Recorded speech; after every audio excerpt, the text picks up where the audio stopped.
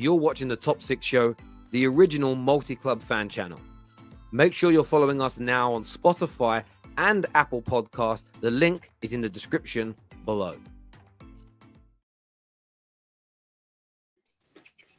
To the Top 6 Show. It's Monday night. We've got an action-packed podcast for you, a brilliant panel as well. I want to first welcome Lewis to the show. You can see him down there, Mr. LB himself, City fan, making his debut on the terrace. How are you, mate?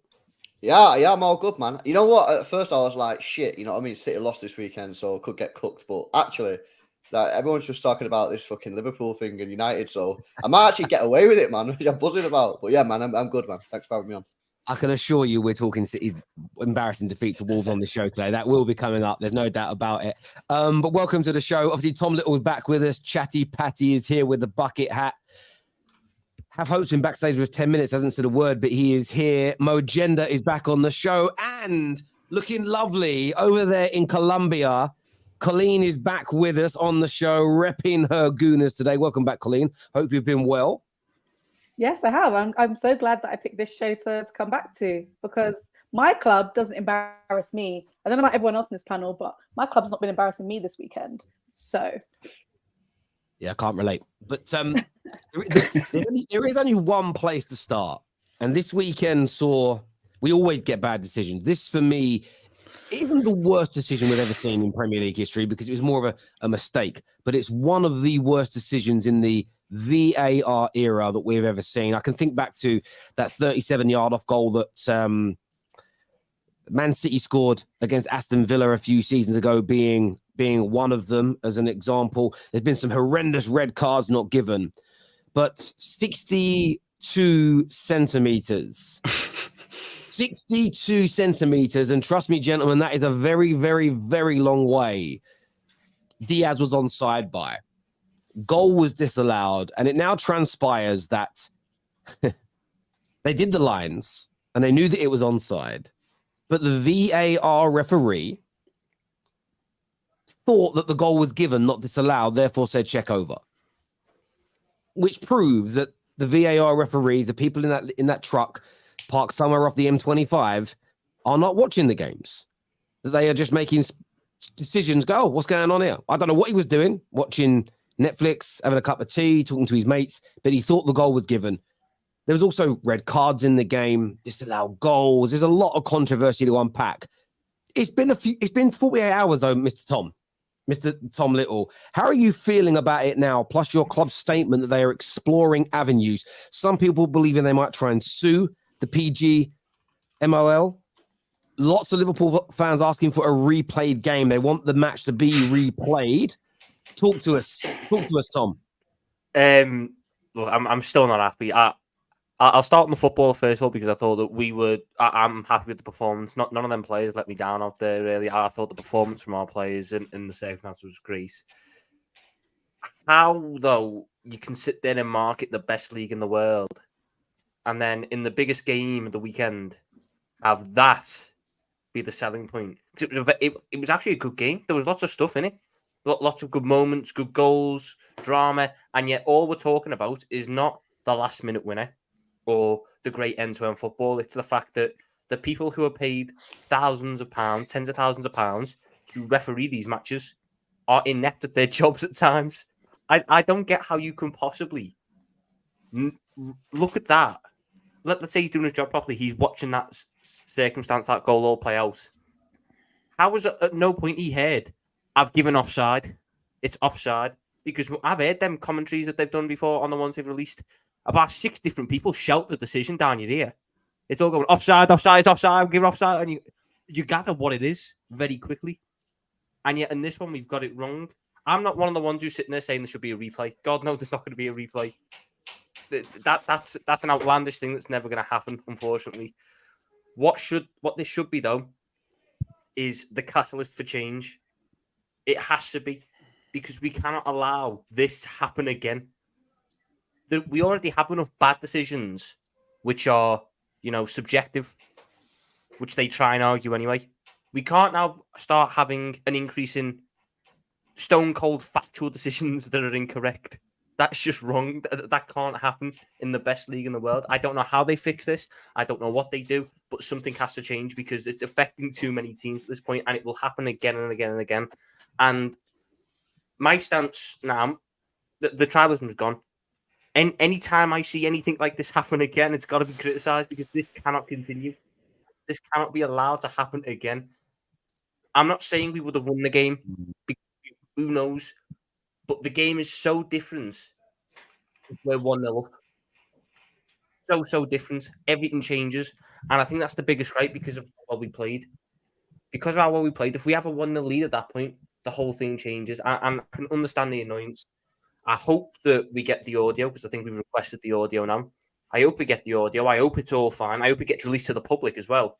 I honestly hope someone at Liverpool, when they get their audio, just accidentally uploads it to Twitter or something. Give us all a good laugh. I'm a bit shocked by the appeal of the red card for Jones, albeit I think it's a harsh one, considering that Malo still got sent off and that one didn't get overturned. I don't think this one will, unless there's another protocol thing. I think that might be it. But it's such a bad look on the league when the best game of the weekend is the big total between referee decisions and referee mistakes. And it's just, it's so annoying because we could have went top. We could have went top off of the results, but no. Actually, so here's the thing. This all goes to my fellow bald brother, Howard Webb. So this dude is president of the Referees Association. And we're living in 2023. This isn't the 1800s. This isn't the Spanish Inquisition. This isn't the Roman era. This isn't caveman. We're not drawing on walls. This is 2023.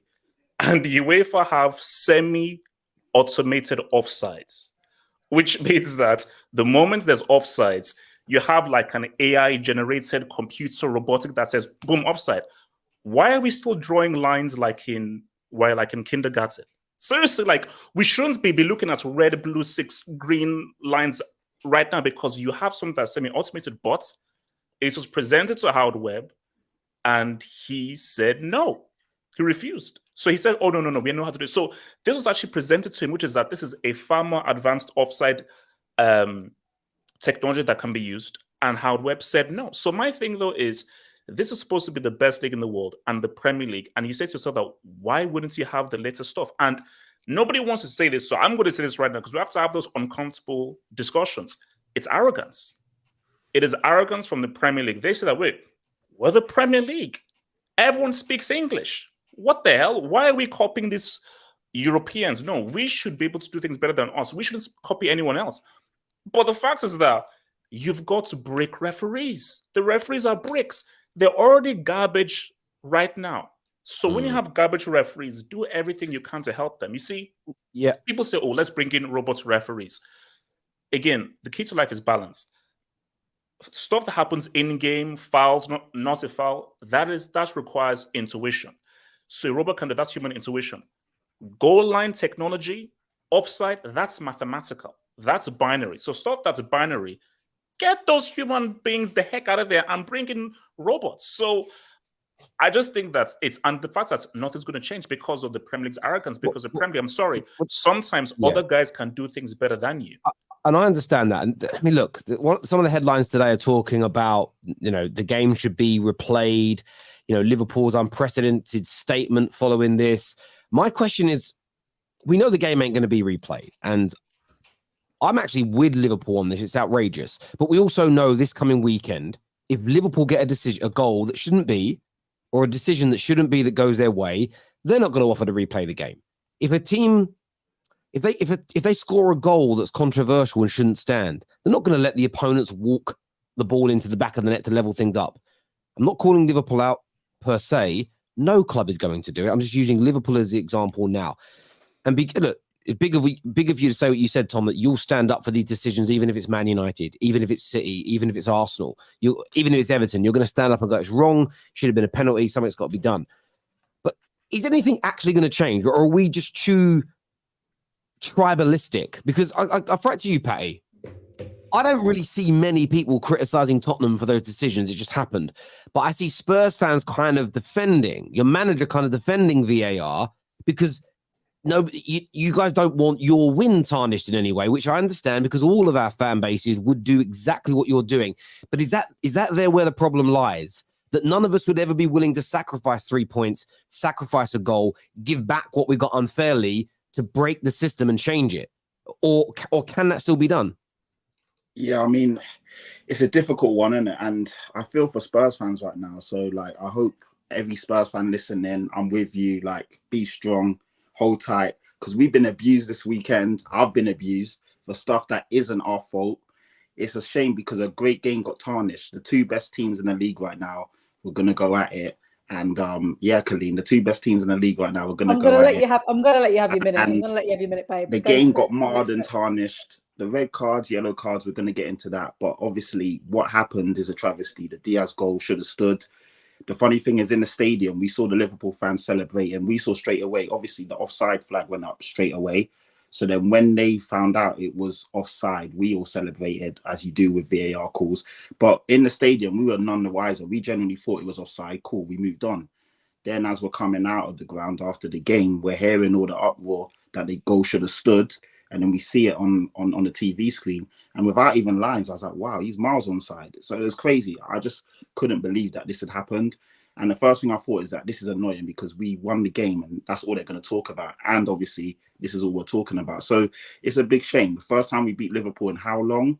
And all they're talking about is this. Rightfully so, but it just tarnishes our 3 points. So going back to your question, Terry, about Big Ange, people are saying that he should have come out and said something, but would any other manager do the same? No. I don't think so. Exactly. So, and that's my point, Patty. I'm not having a pop at Spurs. I'm not having a pop at Liverpool here. The problem is, again, where were these Liverpool fans a few weeks back when Man United should have had a penalty against you? Yeah. Where were the Arsenal fans last weekend when they got a penalty for the same thing? Nobody was outraged, going, hang on a minute, we've got to do something about this. Man United should have had a penalty 3 or 4 weeks ago. They laughed. And this is what we typically always do to each other. United fans are just as bad. We laugh at our rivals when it goes wrong, and we cry victim when it impacts us. And for me, that's the problem. And again, football fans hate hearing this. As bad as the refs can be, as bad as the rules can be, we, the fans, are the fucking problem always because we're too petty, bitter, and childish to make the game better. And we're never willing to sacrifice anything for the betterment of the game. And until we learn to change, this is going to remain. So it almost comes to a point where I feel like saying to certain people that won't call out their own club, won't say things are wrong for a rival, just shut your mouths because you're hypocrites. It annoys me. Like I've had United fans threaten to beat me up before because I said we didn't deserve to win a game when we had dodgy penalties. How fucking dare you say that? How dare you say it? Well, because it's true. I'll always call it out. But I'm telling you, 99.9% of people will just laugh and carry on with their life. And until that changes, nothing's changing for shit, bruv. Nothing's changing. Do you know what the biggest thing is, though? And I hear the handball one, the Tottenham handball one, but the reason why this one is the bigger gripe is because the Tottenham one, or the Man United Tottenham one, pretty obvious, you know, it's a handball, but it's a subjective decision. They can try and twist it and argue it. There was no way you could possibly twist what happened with that offside to make it onside. It was a complete factual error. I totally agree. I totally agree. There's a difference between a subjective decision and an objective decision. I've argued that for many years. But when you get two almost identical handballs, different parts of the box, but almost identical in terms of the shape of the arm, height of the arm, parameter of the player kicking the ball and striking the arm, when a professional referee's explanation is, yeah, I just think one is and one isn't, when they're being asked to describe the difference between the two, tells you they've got no bloody idea what they're doing. And it calls into question the integrity of the subjective decisions. Also in this case, the VAR thought that the goal was given, which means they're not concentrating on the game. Again, it calls into question every decision they make. Casemiro, a red card last year for grabbing Hughes around the neck. If you watch 10 seconds of that, yeah, you see his hands around his neck, red card. Go back 5 further seconds, a Palace player had his round one of our players next. Fast forward further 5 seconds, Casemiro and Hughes are hugging each other and saying it's all okay. How much of it did they actually watch in real time to make an actual decision? Now, I'm using my club's examples because I'm emotive about that. And you'll all have countless examples of your own club. The fact that we know that referees in that booth are not watching the game thoroughly and as detailed and as attentively as us, the fans, there's a major problem here with the integrity of every decision they have ever made, whether it's subjective or objective, because they're proven to be incompetent, or maybe they're just damn corrupt. One of the two is going on here because it's a disgrace for me. Yeah, listen, one thing that I noted, like there's a video that was circling yesterday from the stadium that actually the big screen said offside, the decision no goal. So if that is broadcasted, they see it on the screen in front of them in the room because all the cameras are there and the camera that shows the big screen. So I think that explanation they did is masking something. I'm not like talking about conspiracy theory or something, but it cannot be true that there is a big screen that says offside goal. It's the decision is no goal, and you're in the room thinking it's onside. There is a screen in front of you that says that. What makes me think that this decision was rushed also, and I disagree with Liverpool that saying the world is against Liverpool, because the Man United goal should not have stood. And I think it's worse that the Arsenal game last year. You mean the Palace game? Yes, because that was just because it was a talking point. That's the week before for Man City for Akanji. So this has been talked about before, the Akanji thing, just a week ago. So how can you miss it in this game?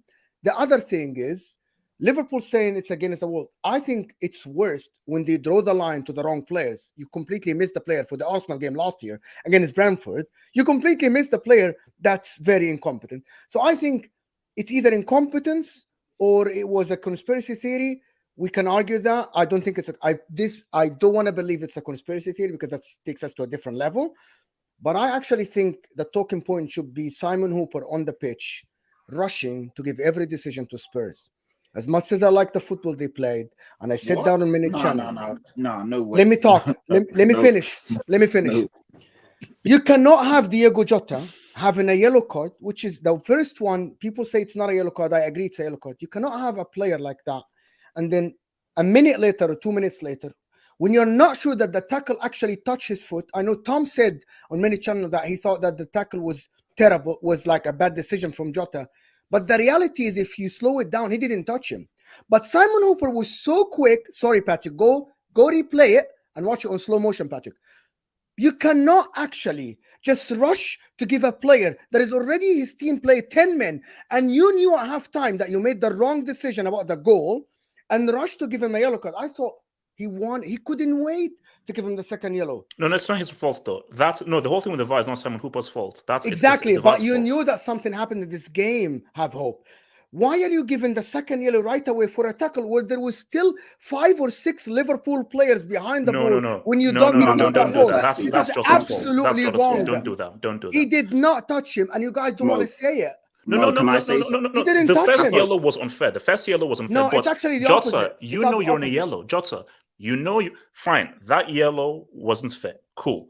But you know you're on a yellow, and your team is with 10 men. That is a boneheaded decision to make when you know you're in a yellow. I don't get it. He shouldn't tackle? You can't go to ground, Mo. You can't be going to ground. No, you can go to ground if you don't touch the player and your foot on the ground. That's not a yellow card. He caught a player. I disagree with you. I played football, and I know that this tackle is not a yellow card. If it's he didn't catch him. That's the last thing. That's the last thing that needs to be spoken about. You know what the problem is? That's translation of the whole game. I thought that Simon Hooper was so quick to call most of the 50-50s to Spurs' way. For some reason, I don't know what it is. It's because Spurs have ball position. This is absolutely what I thought about it. This is how I thought about it. And the proof is that second yellow. How are you giving Diego Jota with a team that plays already 10 men behind the ball the second yellow? Have 10 men, he shouldn't give him a yellow. Yeah, because it's not a yellow card, people. Guys, let Patrick, because his team, let him respond for this, please. Thank you. Yeah. Can I just say something? Mo, to be fair, I thought Simon Hooper had a really good game. The VAR controversy, unfortunately, that has nothing to do with him. But if you look at the way he refereed the game and handled it, for the most part, he was decent. Udoji got a yellow card tackle on Saka. I didn't think it was a yellow. I thought he got the ball, but fair enough. He was his threshold and his consistency was the same throughout the whole game. So you got to give him that. He managed the game, didn't let it get out of control. Jota, like Have Hope said, is on a yellow card already, and then he goes in and slides, goes to ground. In my opinion, and in most people's opinion, he catches Udoji, wipes him out. It's a yellow card. And for me, I thought he was actually a good ref because more often than not, when a team is down to 10 or someone does a second yellow card tackle, he looks around and he bottles it. But he actually gave the second yellow, which is the right thing to do. Secondly, as well, Tom said that no Liverpool player let the team down. In my opinion, Jota did. I thought every Liverpool player was fantastic, other than Jota, because you're on the yellow. You come on at half time. I think Jota's a brilliant player. His movement, his finishing is brilliant, and I understand why he probably would have got the nod ahead of Nunes, who was also, as they say, carrying a knock. But for him to do that and then take his team down to 9 men, he killed them in that game. Yeah. 10 versus 11. The second one was a horrific decision. I don't get why he's went to ground there. He's riled up. He's lost the ball and he's went to ground. Whether he's touched them or not, you don't give the ref the option to make that decision. Yeah. That's poor. Exactly. I don't think the first one is a booking, but that's by the by. Obviously, I'm going to have a little bit more bias because my team lost and I thought a lot of decisions went against us. The ones that were annoying me were like when Salah was battling with the defenders and then your defense again. It was one in the second half, the one he got booked for. Bissouma. Don't get how he got booked for it. He's battling with Bissouma.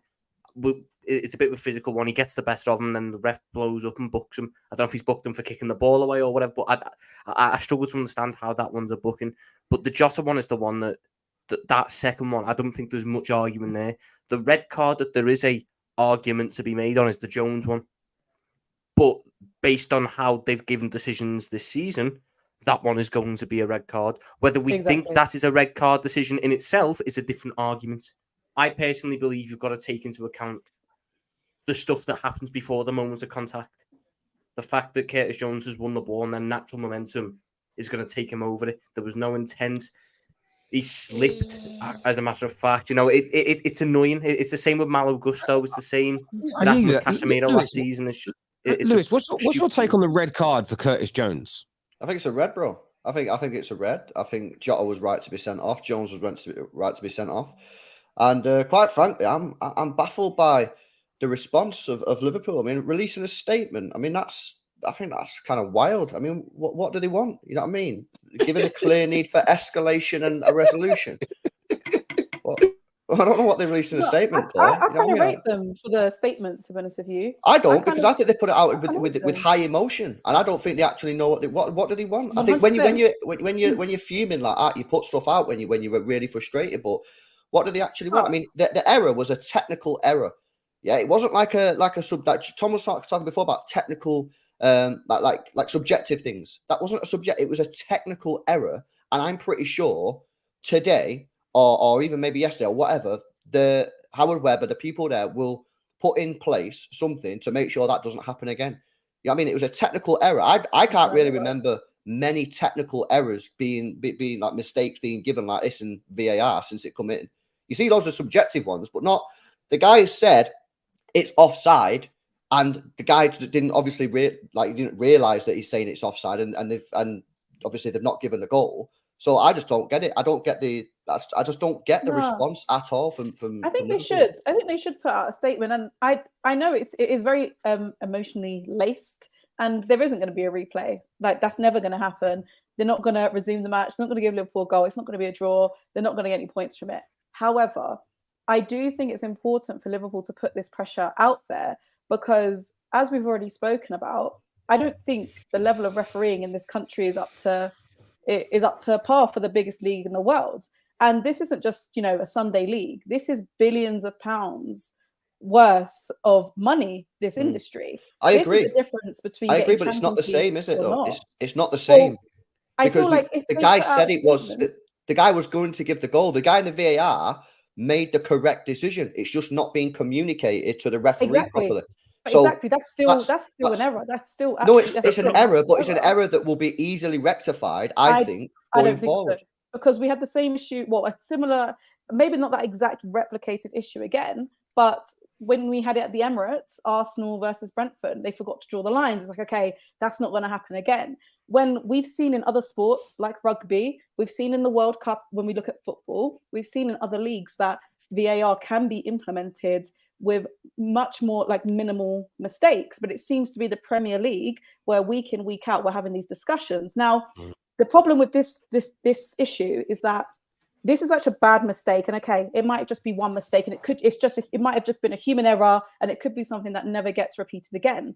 But the problem with this is that we've now started to assess the rest of the game, and we're like, okay, well, I don't trust the refereeing because of that. Do I really believe they should have given a red card? Do I believe that they should have done this decision? Should they have done that decision? So when you start from here, the overall credibility just starts going down. You start questioning every decision that might have been fine, might have been allowed to have a bit of subjectivity in it because of an error of this level. When we know for offsides in particular, we have a semi-automated solution. Yeah, There but is the actually a semi-automated solution. solutions, yeah, but we can talk about that. The fact is, we're not using it. So That's why have we Liverpool ever have to had? release the statement. That's why they have to, so they can be like, so they're Yeah, putting but pressure have we ever on. had a situation where arrogance. VAR in this country has said, "Yeah, this is the decision," and then the referee is given the complete opposite decision, other than when they've gone to the monitor?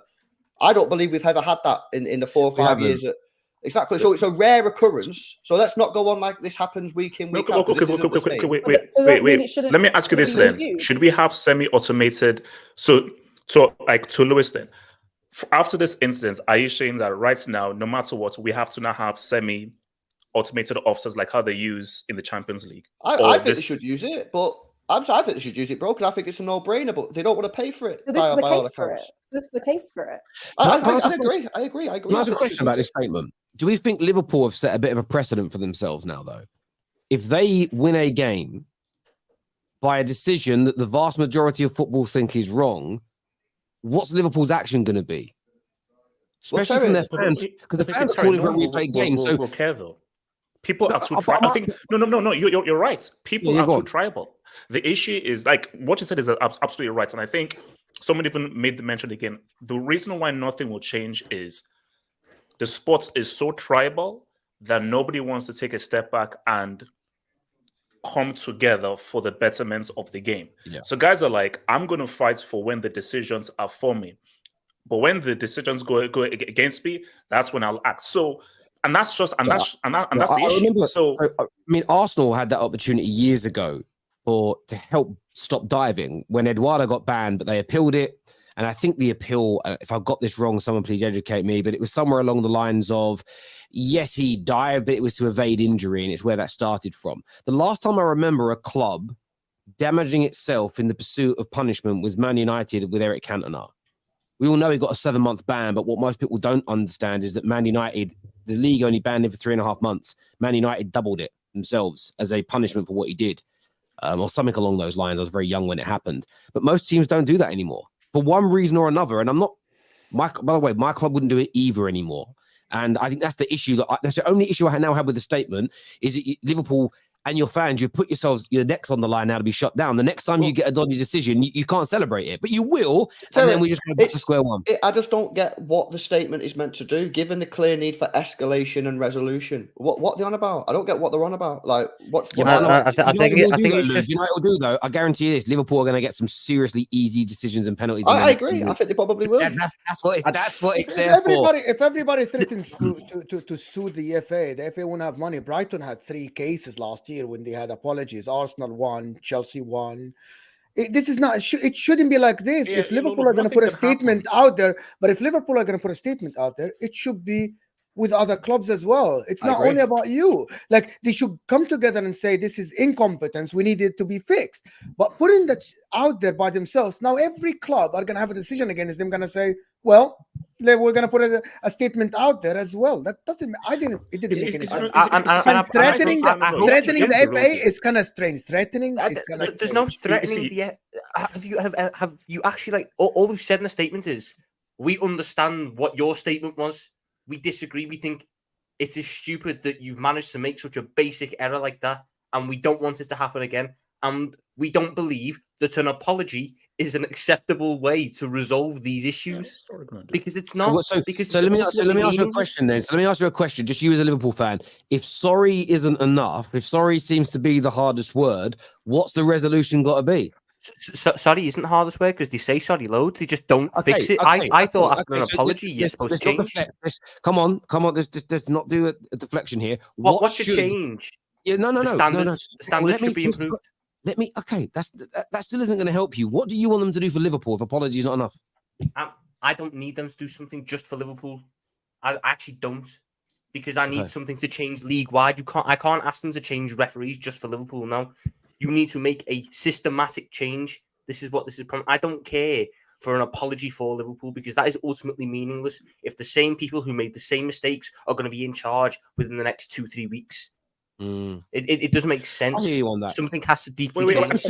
I've got some. Because that's a perfect one thing. Okay, do Yeah, we need to do super chats. There's a lot of them, and this year says big up TFT. I'm loving the stance that Liverpool are taking. No more apologies or excuses. Accountability only.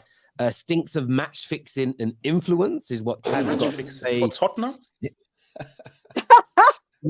Oh, No, man. nobody thinks it's match fixing for Tottenham. People think it's Yeah. match fixing for City. That's what people think. Oh, And it's just Embarrassing, man. no, but they have like Embarrassing. 140 charges already. So another one. Terry and gang. I'm on the recorder, which is the newspaper for the CCSU. Well done, you. What are your thoughts on writing opinion pieces? And but I'll answer. Listen, my thoughts on it are just make sure you think your opinions through. Make sure whatever your opinion is, you research facts that back up the opinion. Because even though everyone, people say everyone's entitled to an opinion, you're not entitled to an opinion if your opinion isn't backed up by facts. Because do you know what I'm saying? It's, if I say, my opinion is unicorns come from the moon, stupid. Doesn't make any sense. So make sure you back it all up with facts, my friend. But well done, you, Chike. Conspiracy aside, surely it's unethical for Premier League referees to be on the payroll by outside leagues that are owned by Man City's owners. Is that true? Don't. Yeah. No. Like, because some of them refereed in the Saudi league, like prior to this game, I think. It was the Saudi Qatari league, not owned league. by- The Qatari league. So or the- on the Thursday, that Michael Oliver, Darren England, and Paul Cook were refereeing in the UAE on Thursday, and then all three of them were brought back in on this weekend, and now there's the argument that the biggest mistakes of the weekend, so the Diaz one, and then the Johan Visser, Matt Turner one. Then That's what people are trying to argue. What There's about City fatigue losing from refereeing then? on Thursday, whatever that means. Okay. Next time, fans should storm the pitch. Maybe this will force the league into a replay, pause, or terminate the game. Fans need to disrupt the system. The problem is the fans in the ground wouldn't have known until afterwards. So that wouldn't have helped you in this instance. But do you know what Big Ange could have done? He could have learnt from one of the greater managers in North London back in the 1999 who offered a replay to a cheeky goal. I'm just saying. Yeah, under what circumstances though? Come on, no. Let's call a spade a spade. What were the circumstances back then? I know you're trying to wind me up. It was it's obviously working, but I'm just saying a dodgy goal happened. The circumstances back then were I think it was Mark Overmars and another player who were relatively new to the Premier League. The ball was kicked out by Sheffield. I want to say it was Wednesday. It could have been Sheffield United. It was one of the Sheffield teams.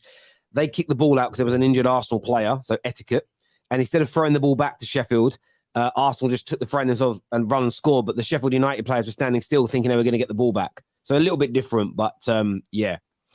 Howard Webb refused AI offside. Referees unwilling to relinquish control is very fishy. Multi-billion-pound industry, money being made somewhere. Listen, there certainly could be corruption going on. That doesn't mean the clubs are involved, but there certainly could be corruption at some level because corruption exists at every level of the world, in every industry. So for anyone to think it doesn't happen in football or the Premier League, you're deluding yourself. Seriously.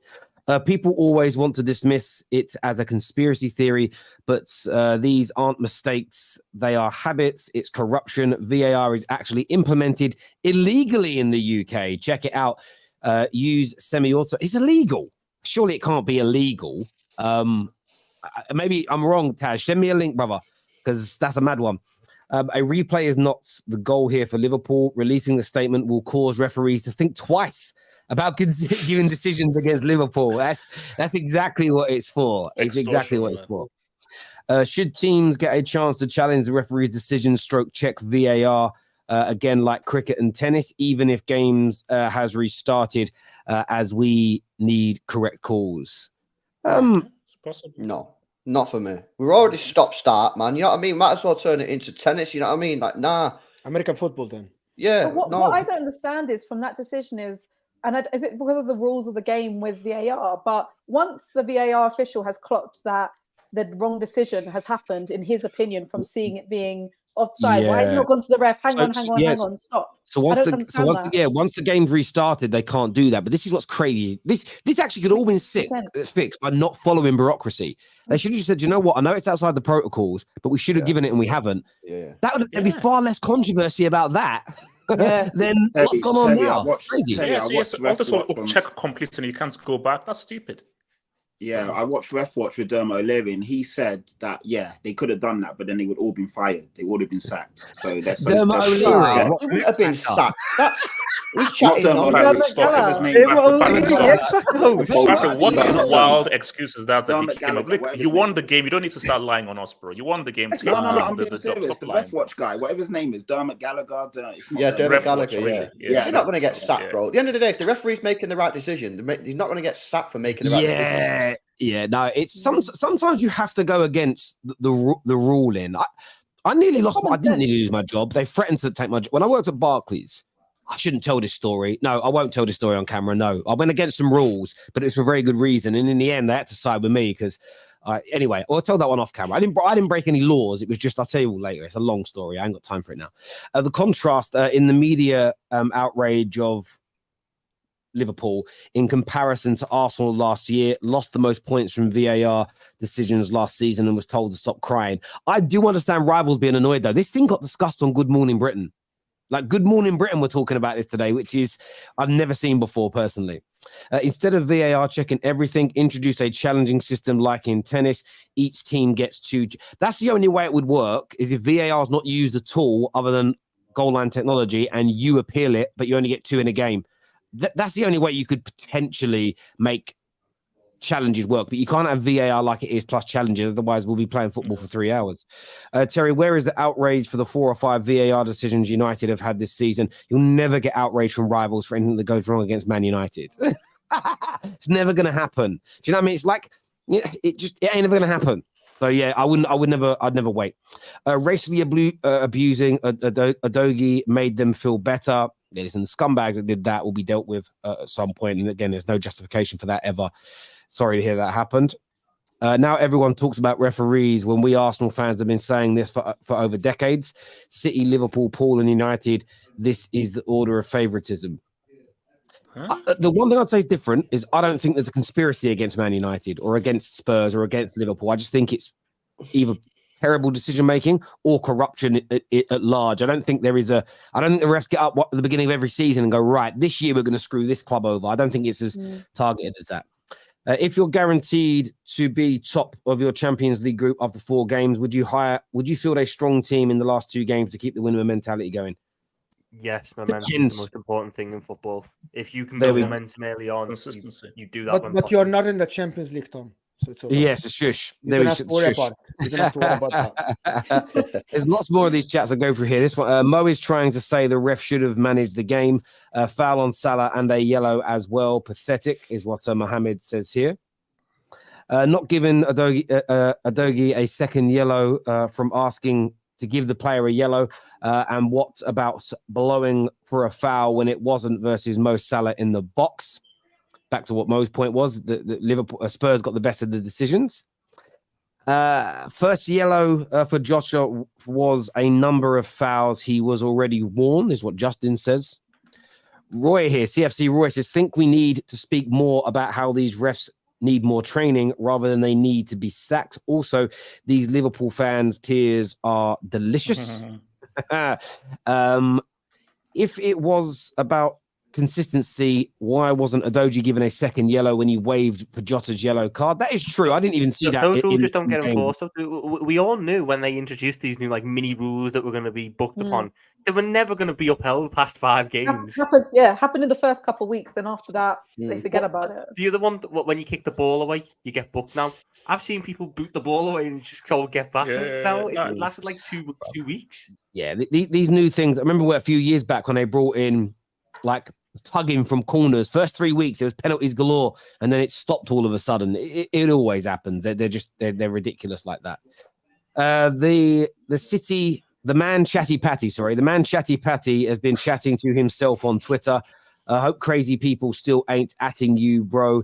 Like it said, the officials cheated Liverpool, not Spurs. Like I said, Chatty, keep keeping it real is what Guna Paul says to you there, bro. Is the headphones guy, there's loads of headphones, serious? He is trivializing, making wrong decision making. Liverpool's action was right. Also, we see these wrong decisions every week. That's probably you, Lewis, if I'm being honest. But he's wrong, though, isn't it? He's wrong.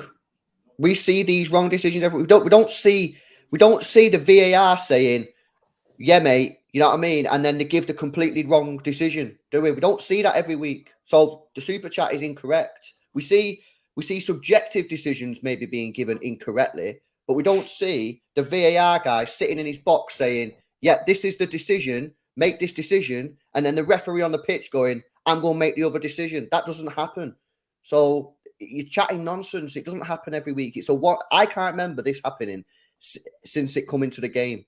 For me personally, that's why I say it's such a rare occurrence, man. I hear you on that.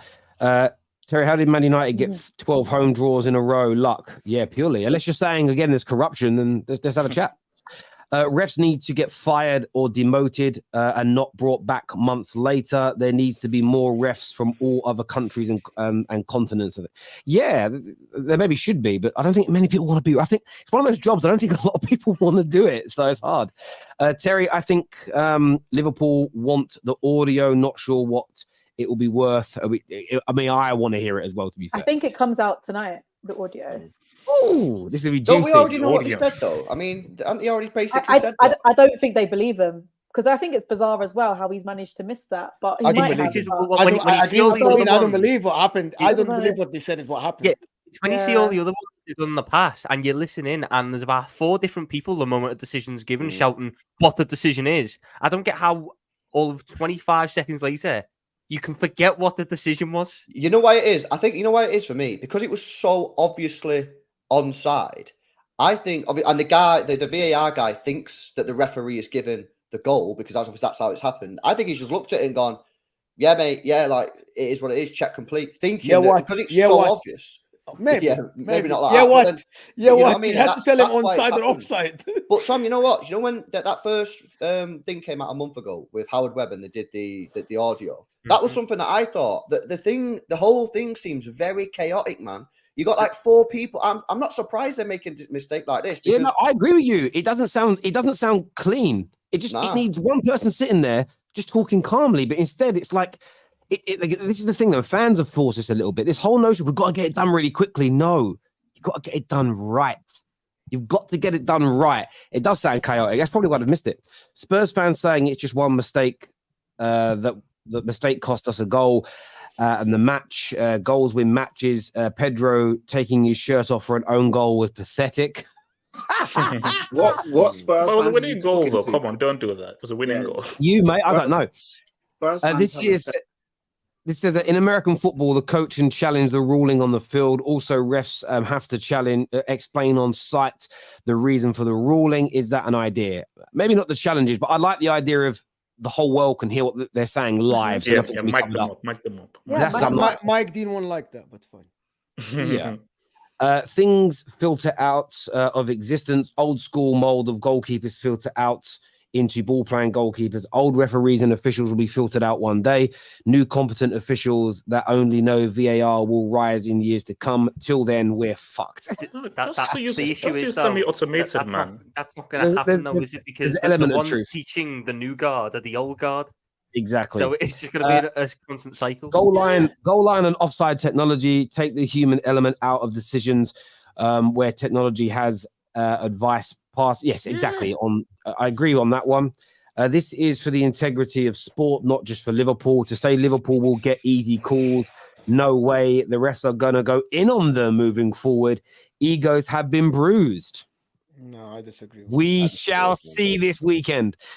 So clubs have to apologize when we do wrong, but when referees do it, it's okay. It's time for a change with this corruption. Everyone needs to be held accountable. Who's writing all these accountable messages? Lee Gunner, accountable. Look, he's in the word accountable. It's his favorite word. Also, how's that corruption? How can it be corrupt for Tottenham? Tottenham are not doing anything this season, so I could be corrupt. I mean, come on. Yeah. Remember who you support, Remember who you support. Not asking for a rematch or points back, just putting things into place so it doesn't happen again. When I make a mistake at work, I'm on a PIP. Man's on a PIP, performance improvement plan. Need the same approach. Yes, but then we shouldn't be told publicly either, because you'd hate it if your boss, imagine your boss walks out in front of the customers in the morning and just let you all know Joe's on a performance plan because he's been shit. You got to put this into perspective. You go mad. Mike Dean admitting he purposely didn't ask VAR to review the obvious Cucurella hair pull to help his mate out was worse. That's true. Again, and that's why I want an investigation, because I do think some of this is, I wouldn't even call it error. It's the error is the judgment, but I think sometimes I make these conscious decisions. Betting companies are so interwoven in football now. Clubs aren't influencing refs, but I believe outside companies are. Interesting. This decision won't be over until the season is finished. That's when we know if the consequences to this situation. Yeah, but then Liverpool will win a game this year with a bad decision as well. So they will get the point back most likely. Maybe apply the NFL rule where the ref has to call everyone in the stadium. I'd like that personally. Ref should replay the game and have their pay given to charity. Oh, wow. Interesting. Replay the game and give their salaries up. If VAR thought it was a goal, then why did it let the free kick happen? For me, that's what makes me laugh. Same guy sat there thinking he's amazing. Do you think you're amazing, Lewis? Oh, the VAR official. We're talking about Lewis. So he's sitting there going, the VAR official sat there and done it there quickly and leaned back and went, boss me. And then he seen the free kick. We're going to talk a little bit more Tottenham later on the show, people. So stay with us if you're a Spurs fan. We're going to talk about the title challenge and that. Please hit like buttons for the show right now. Let's get this past 1,000 likes whilst we are live on the air. But Chelsea play tonight, have hope. You've kind of had a weekend of not having to stress or worry away at Fulham. I've heard that Domino's Pizza have a van outside the stadium tonight that has the total amount of pizzas that have been delivered as well. It updates as well with each pizza that they make. Yeah, each pizza that gets delivered. So there's been like 20 odd million pizzas delivered since your last goal. Are you confident tonight that Chelsea will get the much needed 3 points and a Premier League win? Look, we need those 3 points. As I said again, it's been a disaster the last 2 years. As I said when I was last on the terrace, I don't support this orphanage regime that these owners are trying to put through. I don't support these guys looking at guys only below 23 or 21. I think it's stupid. And you can't build a team where the core are prepubescent IVF kids, which I just think is ridiculous. But Terry, the thing is that we need this dub. And I feel that for Chelsea, it's about getting those wins. So performance and everything, just put that to one side. We have to stop receiving the kind of abuse and embarrassment and insults that we've been receiving, which is fair, because Chelsea, based on the state of the club, based on our UCL heritage and what we've done, we're not a mid-table club. So that's why I've drawn a line in the sand with because some fans are like, "Oh, we are happy for this to be a process." I don't do process, Pizza sold since Chelsea's last goal. 9.8 million. Yeah, well, look, it is what it is, man. It is what it is. Look, I said again, there's nothing I can say from the insult that I put towards me because Chelsea have been the biggest meme. Like, it should really be United. We should really be laughing at United. But every time United mess up, Chelsea just say, "Yo, hold my beer. We can do the one worse." But what I will say though is certain fans can't talk. Certain fans can't talk. Man City, you can't talk because we won our trophies without the use of an oil rig or oil. United haven't seen a league title or a UCL in over 10 years. Yeah, no, wait a second. Arsenal have only been to one UCL final, which they went the bedded in 06. Oil. This is the highest level of shamelessness I've heard from you. And as for Where did Liverpool, Roman get his money from then? What? Where did Roman get his money from? It wasn't from oil. Well, Who said it was from oil? What was it They're from backed by City are backed by a state. Well, no. I'm asking a question. Where did Roman get his money from? How should I know? Do you know? Do you have proof? Well, do you have proof proof? of what? He's an oil typhoon. How about he's an oil typhoon? He gets his money from some dodgy place. Okay, do you have evidence? Do you have evidence that he got his money from oil? Show me the evidence. Show me. Show it. No, you're coming in here. The evidence is this: Roman Abramovich's fortune was derived from that. You say he ain't backed by a state. Well, by proxy he is. Listen to me speak. Derived from proceeds he collected selling previously Russian state-owned assets he acquired following the fall of the Soviet Union. So his money is derived from selling off state goods. So he exploited his own land. He exploited his own land.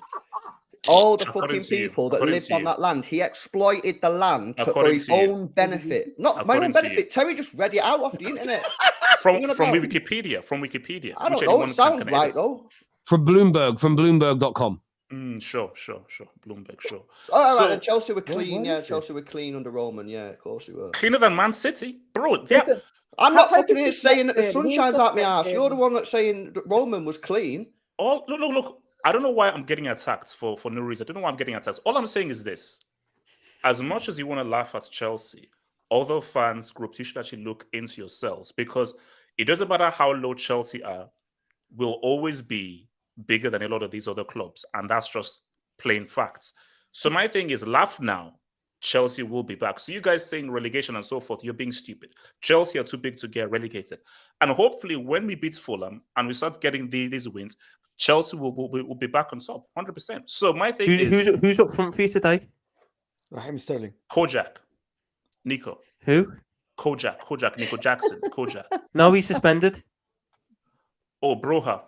He's come back He's from injured. a broken leg, but it is what it is. Broha. So what you say? What you saying, Mo? Do you think? I mean, they got a good win in the week in the Carabao Cup. They got that goal, much needed against Brighton. Do you see Chelsea picking up the 3 points tonight, or could there be more misery ahead for the Stamford Bridge faithful? Long may it continue, more misery ahead. For the good of football, this project has to fail. We said it many times. Why? What? For the good of football, this project has to fail. You spend a lot of money. You did the impossible by switching a team within one window or two windows within a year. If you succeed, a lot of teams will be able to do that, will try to do something similar, and that's not good for football. So you have to fail. However, I feel bad for fans, but not you, because you just said something that is outrageous about you're not backed by oil and stuff like that, which is crazy. So it's like his fortune is coming from oil. But anyway, long story short, according to you. Chelsea Keep talking, to according to you. bro, it's not according to me. It's not. Good. According to you. Good. All right. Anyway, long story short, Chelsea today, you have no Jackson. Broya's injured. I'm not sure who you're going to pay. Chilwell is injured. Malagusto's injured. It looks dire again for you with Thiago Silva at the back. Disasi looks all right. But again, I think Chelsea now, if they get 2 wins, and I said it many times, Chelsea are the team that has a style of play. And believe it or not, this is how I believe. You have a style of play. You switch the way you play football. The problem is the personnel are not delivering. And I'm just waiting for the time when they deliver, because I believe Jackson is a good player. I believe Cole Palmer is a good player. I believe Enzo Fernandez is a good player. And in my opinion, it's just waiting for the time when these guys deliver. I think the experience will come through. I think Enzo will come good. Caicedo will come good. Experience with kids. How do you get experience? Yeah, but that's the thing. Kids? Nkunku, so that's what I'm talking about. You have a style of play and you have everything that is in, like you're With the kids. highest. Exactly. So Nkunku is going to come back. You're going to look all right. Reece James is going to come back at some point. Now the experience. You have the machine. You just don't have the things that work inside. It's all about switching the right parts. Like imagine Nkunku in that side. Imagine Reece James comes back to that side. Imagine Chilwell playing in that system that works. Your system looks all right on the eye. You pass the ball around, you hold the position, and everything is just good. But at the end, you're not putting the ball in the back of the net. I'm just being not shameless here. I'm being honest. You are a team that has the highest ball position in the league. You are 5th in creating chances in the league. You're just lacking the cutting edge. That's what you don't see, because you have an agenda against Chelsea. People say I have an agenda against Chelsea. I'm speaking honest truth here. They have better position than Man City. Go check the stats. You create a lot of chances. I don't need stats. I need dubs. I don't need stats. Exactly. I need dubs. The I problem need there wins. is so much pressure. Okay, the problem is so much pressure at Chelsea with a lot of injuries that you're not putting the ball in the back of the net. Jackson are getting the chances. Sterling is getting in good positions. But the problem is you put so much into the Nkunku guy and he got injured. Okay, but people don't want to believe that. You spend so much money and you have it. Chukwuemeka looked absolutely fantastic against Liverpool. He got injured. Nkunku looked great, got injured. Reece James looked fantastic, got injured. Right? The problem is the bench is too young, which is, I agree with you. You need experience. But some Chelsea fans don't want to believe that Pochettino improved them from last year. The results are not there, which is shambolic. But it looks like when you get the right people, the results will be there. You want to sack Pochettino tomorrow? No, wait. No, don't do that. No, don't do that. If I didn't want Pochettino, don't say, oh, now you want to sack him. I never wanted this loser. Go ask Patrick. He's a bum. He's always been a bum. And he's been a bum since UCL final. Okay, so I blame Patrick for giving us this bum. And my thing, though, is that because he's a loser and because he's a bum, That is what is problematic. No, let me educate you right now. Let me give you fluent ball. Let the GOAT analyst educate you right now. So let me educate you for a Absolutely, minute I'm right listening now. here. So here's the thing. No, hold on. Listen and learn. Listen and learn. Just learn. There Learn. you go. So it is about the direction of the team. The owners are here they are part of a Ponzi scheme. It's a scheme. Get young players for 7-year contracts, then flip them for a profit in the future. If they want to win, cool. The focus is scam. We are being scammed. It's a scam. So it's very simple. So my thing is, why did they hire Pochettino? They hired Pochettino because they say, look, can you run our orphanage? Nagelsmann says, no, I want to win.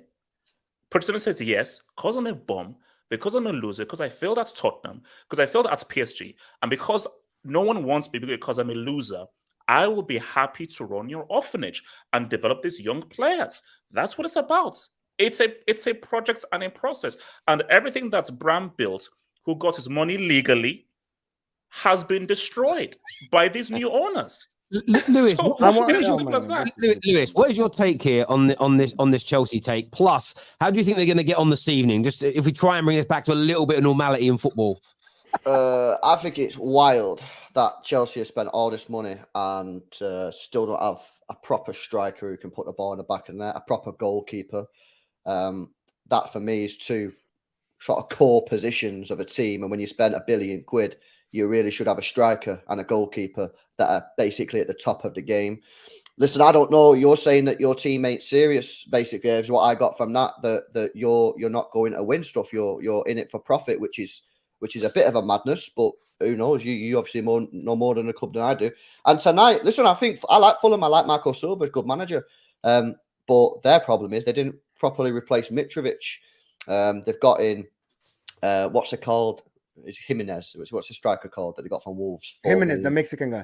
Yeah, I think he's scored like no goals in the last 2 years in the Premier League, which ain't great.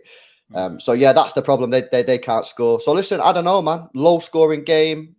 Who knows? But yeah, Chelsea. I just think that it's embarrassing, to be honest with you. I agree on Poch. I think Poch is a little bit of a massive, not little bit actually. I think he's a well overrated manager, to be honest with you. Like people go on and like put him near Klopp and that, and up there with Klopp and Pep. And I'm like, what? This guy's actually not having done anything in the game. So play some nice football. Never really won anything.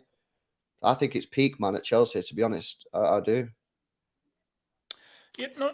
I mean, look. I mean, my thing is, look. As I said again, we have to start getting wins because, I'm tired of scrolling down. Like, I'm tired of scrolling down because I was used to, you see Chelsea on the front page. Now you're having to scroll down to look for Chelsea in 13th, 14th, 15th, which is ridiculous. But my thing, though, is nobody's going to say this, which is why I've got to use this platform that my brother from another mother, Terry, has given me here. So on this Terrace, I've got to say right now, like, I'm sorry, Terrence, I've got to use your platform to say, look, guys, we're being scammed. Chelsea fans, when will you wake up? What are you being? How are you being scammed? You spent £1 billion, babe. What spent £1 billion. They're not scamming you. They might have just done something wrong, but I don't think they're scamming you. As a wise man once said, it's not how much you spend, it's what you spend the money on. If I spend £1 billion on trees, what the heck? If I spent 20,000 on gold, marble, water beds, like all this kind of stuff, cool. It's if I spend £1 billion on like trees and so forth, who cares? It's £1 billion on trees are useless. So you're saying trees the only reason we breathe are useless. What am I listening to? But sorry, all you're doing is hang on. Have hope. Listen, I've got to out you here. What you're doing is you're backtracking because in the summer when your owners are spending all this money, this was you. No. Okay, let's play that game. Because you're not performing well. You're trying to. You guys, listen. I don't think they've made all the right decisions, but they are trying to make Chelsea into something strong and powerful. It doesn't mean they're getting it right. For you to sit there and say they're scamming you is so ridiculous. Sorry, what's a scam? It's so ridiculous. Okay. Let me explain a scam. How is building you a new stadium? How is building you a new stadium, which is what they're planning to do, scamming Chelsea fans? Let me tell you this. No, Terry. Here's the scam. What does a scam do? They do things to make you think that they're actually helping you. So all these things, it's all part of trying to confuse people. Oh, a new stadium, money here, money there. Again, you have to think quite dimensionally. If a con man wants to rob £100,000 off me, but in the process he builds me a £500,000 house that I own, go for it. Now, what if in that house there are ghosts? He doesn't tell you. So he gives you a house. In that house it's a haunted. Wait. So what are you doing? No. What are you doing? No.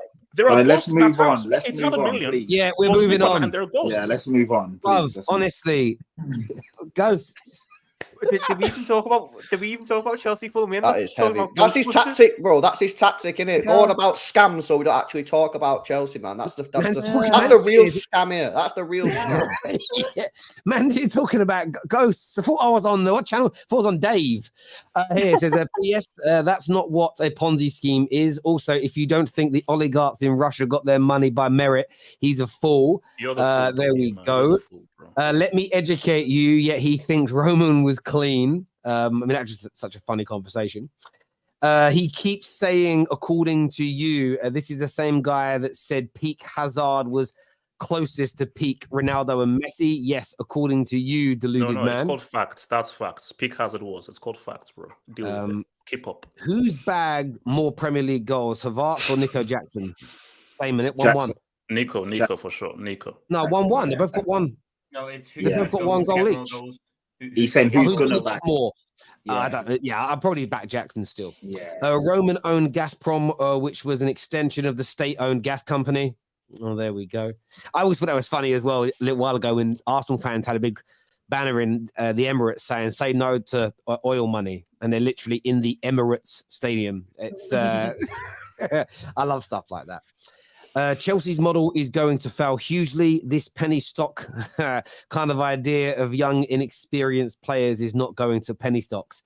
The pink sheets. We all love Wolf of Wall Street. What a great film. No player will be working hard with a guaranteed 8-year contract, is You're what also not Alex able to sell them with the 8-year contract, like you said. It's not going to work. You're not going to be able to sell them because no club's going to want to buy them. Tom, I told you, it's a scam. Tom, now you understand it's a scam. Where did the ghosts come in then? Where's Bill Murray when you need him?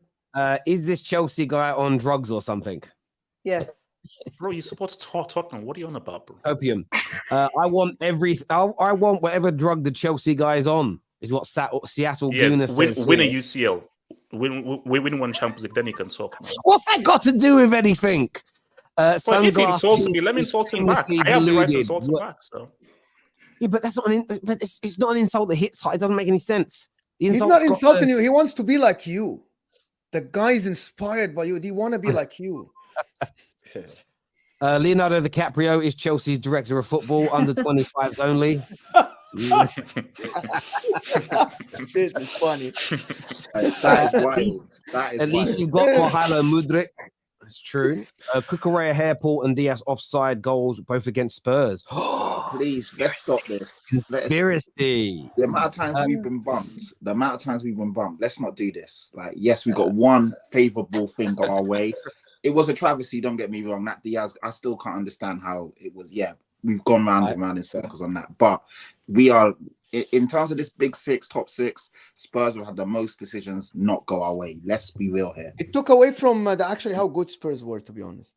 It's annoying. Yeah, it's annoying, actually, that nobody's talking about how Spurs were looking okay against Liverpool when everybody said they won't look okay. It's Liverpool fans saying we want a rematch. Cry more, you sore losers. I did see one Spurs fan maybe last time. We'll definitely replay the game if we can replay the Champions League final again. And I was like, that's true. That's the thing with it, though, isn't it? Like, how far back do you go? Do you know what I mean? I'll play. Yeah, do it again. At least you've got Mudryk. Yeah, he's there, isn't he? Second time happened after a sorry, though. Thoughts? This has never happened before, though. I want what he's smoking. Appreciate it. Boys and girls, score predictions for Chelsea tonight. What are we saying? 1-1. Have hope first. Wait, no. It's your club. It's your club. Come on, give us something. I'm not giving a score. Everyone go first. Everyone go. 2-1. Go on, Tom. Go on, Tom. we'll go 1-0 and the ghost of Didier Drogba to score an own goal. The ghost of Didier Drogba. So what are you doing? Tom Chatty Patty. Tom Big. Yeah, I've gone already. 1-1. Yeah. 1-1.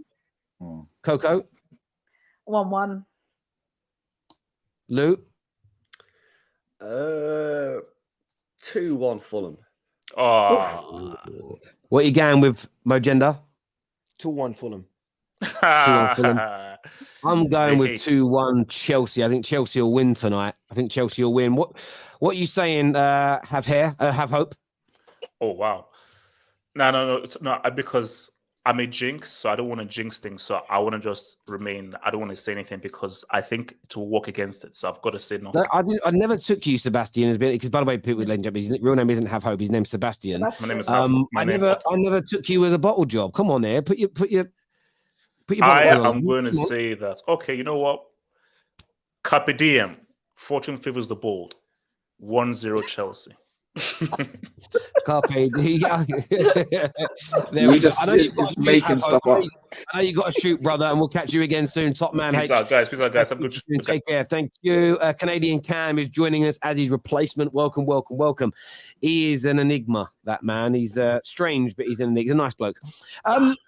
The Manchester club was a little bit embarrassed at the weekend. Lewis, obviously, Man United are in the mud, and we'll get on to them. But a bit of a shock defeat, really. We spoke about the game on Thursday on the Top 6 show, and nobody saw any possibility that City would drop points at all.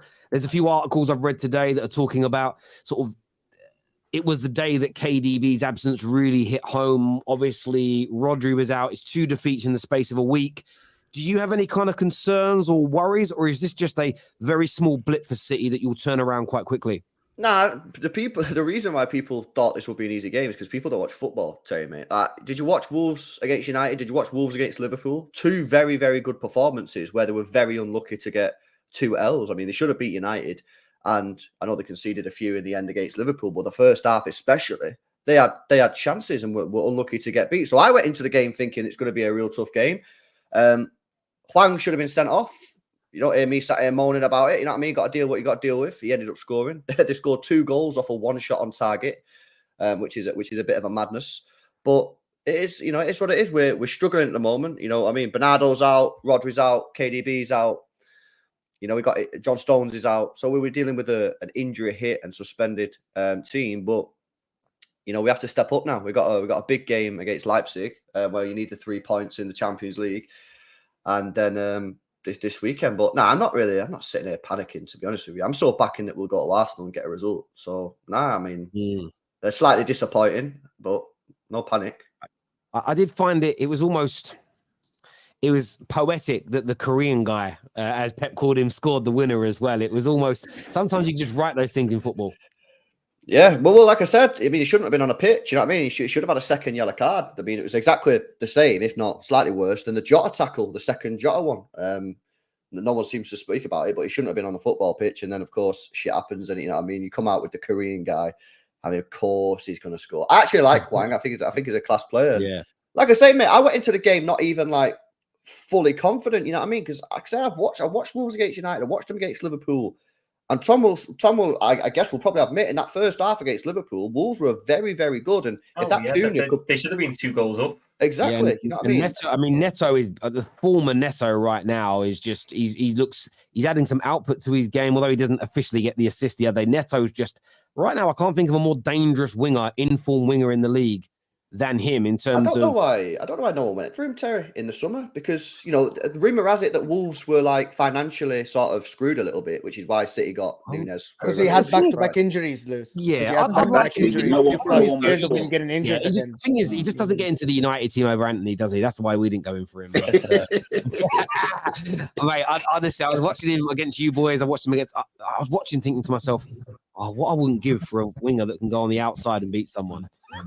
It was amazing to see, but you've got one who spins though. You've got one who does nice little spins on the ball and then passes it out of play though. He's amazing at that. I can't think of another winger in the league that can do that spinning technique as good as Anthony. So yeah, we've got that, bro. Do you know what I mean? I don't understand why Pep Guardiola didn't close that hole after the first 10-15 minutes. It was very obvious that every time they went to Neto and he's trying to take Ake for a run. Yeah, And Pep wasn't in the Guardiola, stadium. Pep Guardiola was in the stands and like watching it like us. And I'm like, it was very strange from Pep, to be honest. But credit to Wolves for winning the game. Like, to So be what honest, do you want they to did do if he's everything in the that they could. stands? There's Guardiola on the bench, change it. But he Everything went can't through do that him. because he's in the stands. No. He was talking to them all the time. There was So tell them to you do want so, to tell the team, tell the management team to do something. Do you think the managers in the stands don't talk to the people like on the touchline? They may well do, but I don't get why you've said in the first 15 minutes he should have took Ake off for Guardiola. No, it took Ake off. Like, fix that problem. It was wide open for the whole game. I'm not being like, not in the first 15 minutes, but if you saw it happening 2-3 times, you probably would switch something happen. You would have Nunes cover that side. You would have Kovacic a little bit leaning to that side. All the managers do that. I don't know why you're so surprised that I said that, Tom. I don't get it. I disagree. I watched extended highlights, didn't watch the full game, but there comes certain points in games where you go, sometimes he's just got the beating of you. You've got to limit him. There's no point in committing even more people because that's what they want you to do. Because then you open up bigger holes. Pedro Neto was never going to take on 6 people and score. Pedro Neto was there to take on people and create. So if you cover off all the creative avenues, then he has to try and take on everyone. The own goal was unlucky.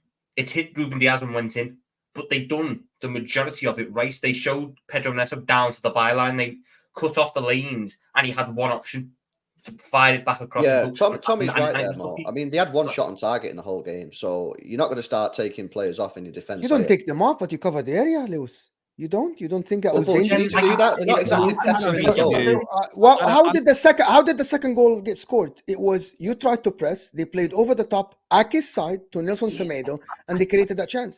You know The what? one shot on target. The one shot on target. Yeah, but the whole point is that if it's there, Mo, it needs Mo, one time, Lewis. It I needs one know, time to work. Mo, I hear what you're saying, and I don't like defending City as a United fan, but they didn't. Theoretically, they lost because one team scored 2 and they scored 1, but they lost the game because they were missing their chances. They were not capitalizing on the dominance they had in the game, and I think, yes, Wolves were good. Yes, they were countering well, but if they finished their dinner, City, and they had a lot of opportunities, if they played that game 10 times and it went the exact same way, City win 9 of them. I don't think you change too much if you City. How many chances do you know how many chances City got clear-cut chances in this game? Lewis can answer that for us. How many chances? No. We didn't get many, but we got the ball into good areas a lot, and then we didn't capitalize on getting the ball into those good areas. Doku had 75 touches. Doku by himself had 75 touches. Everything went through him. Brilliant player, but Nelson Semedo was blocking that side. They were doubling on Doku, so they closed that. I think actually City lost that game, in my opinion, because that front line lacked a little bit of composure and experience. It was go on, full on. Yeah, they didn't create the chances for Haaland. Haaland had one shot in the whole game. That's exactly the issue I'm saying here. It's about that they had the opportunities, they didn't create the chances. It was exactly the same as why Man United lost against Palace. The irony was... Why does that happen, though, for City, though, with Haaland? Because it happened a bit last season as well, around January time, where it's about it's like a 3 or 4 game stretch where Haaland just can't get into the game, the ball's not going to him. Why is that with City? We don't create enough for him. You got to give him the ball in the penalty area. He's not a Nunes. He's not a Kane. He's not going to help you out in that aspect. What he does is if you put him in the 6-yard area and get the ball to him, 99% of the time the ball's going to end up in the back of the net. If you don't get the ball to him, then he doesn't do anything. That's because he's an old school striker. Do you know what I mean? So he ghosted. Do you not think he's trying who might have Pep Guardiola play football, but with the way Haaland plays, do you not think it might also be a thing to start almost going against the grain and punting a couple long balls up a game for him, because that was how he used to play it. I mean, we did that a little bit against Wolves, though, bro. And the problem is Wolves were so deep and had like 3 men on him, and then had 2 players in front of him that it was basically useless. What we needed to do is get the ball to the wide areas and get the ball into the box, which we just didn't do enough. Yeah, look, I hear what you're saying, Tom. Again, I remember these conversations twice last season. Do we think Erling Haaland is damaging the way City play? They want a fucking treble. Do you know what I'm saying? Like, it's just, I think that what we sometimes do, you take one game where it didn't quite work, and we try and, the media are doing it with these kind of headlines, the whole, we finally saw what happens when KDB's not there. It's been the best start to a season that City have ever had under Pep Guardiola. It's just, look, it's great for the Premier League they lost. It's great for the title race that City have dropped points. It's great that they've shown a little weakness. But again, I always feel whenever City have one little blip, everybody jumps on it. Like, this is it. It's the beginning of the end. It's not. Pep's there. It's going to be fine. Next game. Who you got next game? Oh, Arsenal. Maybe not. But next time you play a team Wolves side, level, you'll score 5, 6, 7 goals. Like, but I don't know if this is like delusional, and maybe it is, and the chat can fucking cook me if they want. But I almost kind of want to play a better team than Wolves, because the players that we had on the pitch against Wolves were not, in my opinion, good enough and sort of fluid enough to create against a back five and then another three in front of them. We're against Arsenal. Arsenal are going to play football against us. Arsenal are going to come at us and try and create, which will give more spaces. Now, that might mean they're playing against obviously a weaker Manchester City. It might mean that they could cut us apart and beat us. But I actually think going forward, I imagine that we're going to have more chances and better chances against Arsenal. It's just you playing against a better team, obviously defensive wise. So I don't know, man. Until Rodri comes back, until Kevin De Bruyne comes back, we got to just deal with what we got. I actually think that makes perfect sense, because I said over the weekend I thought it might have actually been harder for Tottenham to play against a Liverpool 10 versus 11 men for the exact same reason. Yeah, it's like, the same it's thing. The exact same reason. When you have good players who can set up and really shut down shop, it's harder when you're playing against a team that's not playing football, especially when you're a team like City who just get openings from teams playing against them. That's plain and simple. I don't think that's delusional at all. Cam, nobody opens up against City. I mean, Arsenal will. Arsenal will, no? I assume they will. It's a great opportunity. Well, I hope so. Otherwise, what's the point of playing for the league? I hope so. At home, without Rodri, without KDB, I hope that they open up against you, Lewis. Otherwise, why are we watching the game? I think you have to seriously question them if they don't, bro. I mean, they're behind us in the league. We're missing John Stones, Bernardo Silva, Rodri, and Kevin De Bruyne. You know what I mean? And they've not beat us in the league for, I don't know, it's a long time. Like, if they don't come at us then, but I think you got to question their mentality a little bit. You have to question who can, because at the end of the day, we always hear as United fans, like, oh, you got to play football. It's not sustainable this side, all that jazz. So then it's like, okay, cool. The only way for it to be sustainable is when you play, right? That's what people say. You have to play against these teams. And if you go I personally, this is my opinion, and if you play City, don't open up. That's just my opinion. But like, I always hear all these fans talk about, oh, you can't be a good side if you don't actually play football against these amazing sides like City. It's so I think Arsenal personally should have to open up. Yeah, I think they will at home. I think they will. I mean, I don't know if they'll be cavalier, but they'll definitely open up, and we'll talk about that more in the week. In terms of Man United, also lost at the weekend. And I think we've done a lot of talk on the terrace. I've done a show today. We've done a lot of talk at the weekend about the manager and his job. I wanted to talk about Marcus Rashford, because there's a lot of the airways. I'm not sure what you're getting over there in Canada, Cam, but most of the radio stations are casing into him today. A lot of United fans are turning. There's even fans angry that he wanted to be the last guy to walk out of the tunnel. Turned out the reason that he was last, he was the only guy that didn't have a mascot with him because there wasn't enough, and the pitchers want all the mascots together. But the fans are really going at him. He's in awful form at the moment. I don't personally think he should be starting in the team, irrespective of what he did last year. Is the criticism of Marcus Rashford justified? And is he one of the reasons why we're struggling in the attack? It's justified is a weird word. I think some of it is for sure, but it's over the top. And it always is with Marcus Rashford, and it always will be. Marcus Rashford is a confidence player. I've said it before. When he's in great form, he's amazing. When he's not amazing. It's something we, as a United fan, you've learned over the years that's who he is. That's just who he is. And to say that he's the only reason, like, I love the people coming out saying like Bruno and Rashford in the team, and this is why we lost. Whereas like Bruno was great and we had most of the ball, which people say we can't play possession football with Bruno in the team, which we did. Yes, Rashford wasn't good, and Rashford hasn't been good. That's okay. I mean, at the end of the day, it happens. He should be dropped. That's something I do agree with. But the criticizing every single little thing he does is over the top. And it's just because it's got to a point where people have agendas. It's ridiculous. Like, I'm more than happy for Rashford to be dropped when he's out of sync. That makes sense for any player, especially when there's competition, especially when there's players who can come in and do the role. But people talking about like the mascot thing, like why are people caring about these? None of this fucking matters. Let's make it clear. Like, none of those things actually matter on the pitch. None of those things are football issues, right? And he's not doing anything off the pitch. Like, we had all these dudes who have scandals and all these bad things that happen, and Marcus Rashford is the one who's always vilified just because of what? Like, you don't like the way he plays, even though in moments when we have needed him, he has delivered. So yes, call him out. He's been bad the last few games. I said it last stream. He was not good. But at the same time, there's got to be balance. Like, people don't call out their favorites. Like, I haven't heard, and he probably because he hasn't been seen, but nobody's come out and said they were wrong about Van de Beek being better than Bruno. Nobody's come out and said that, you know, without Antony, let's be honest, we look worse. I know, like, neither of us think Antony is the perfect solution on the right, but at the end of the day, without him, our team looks worse.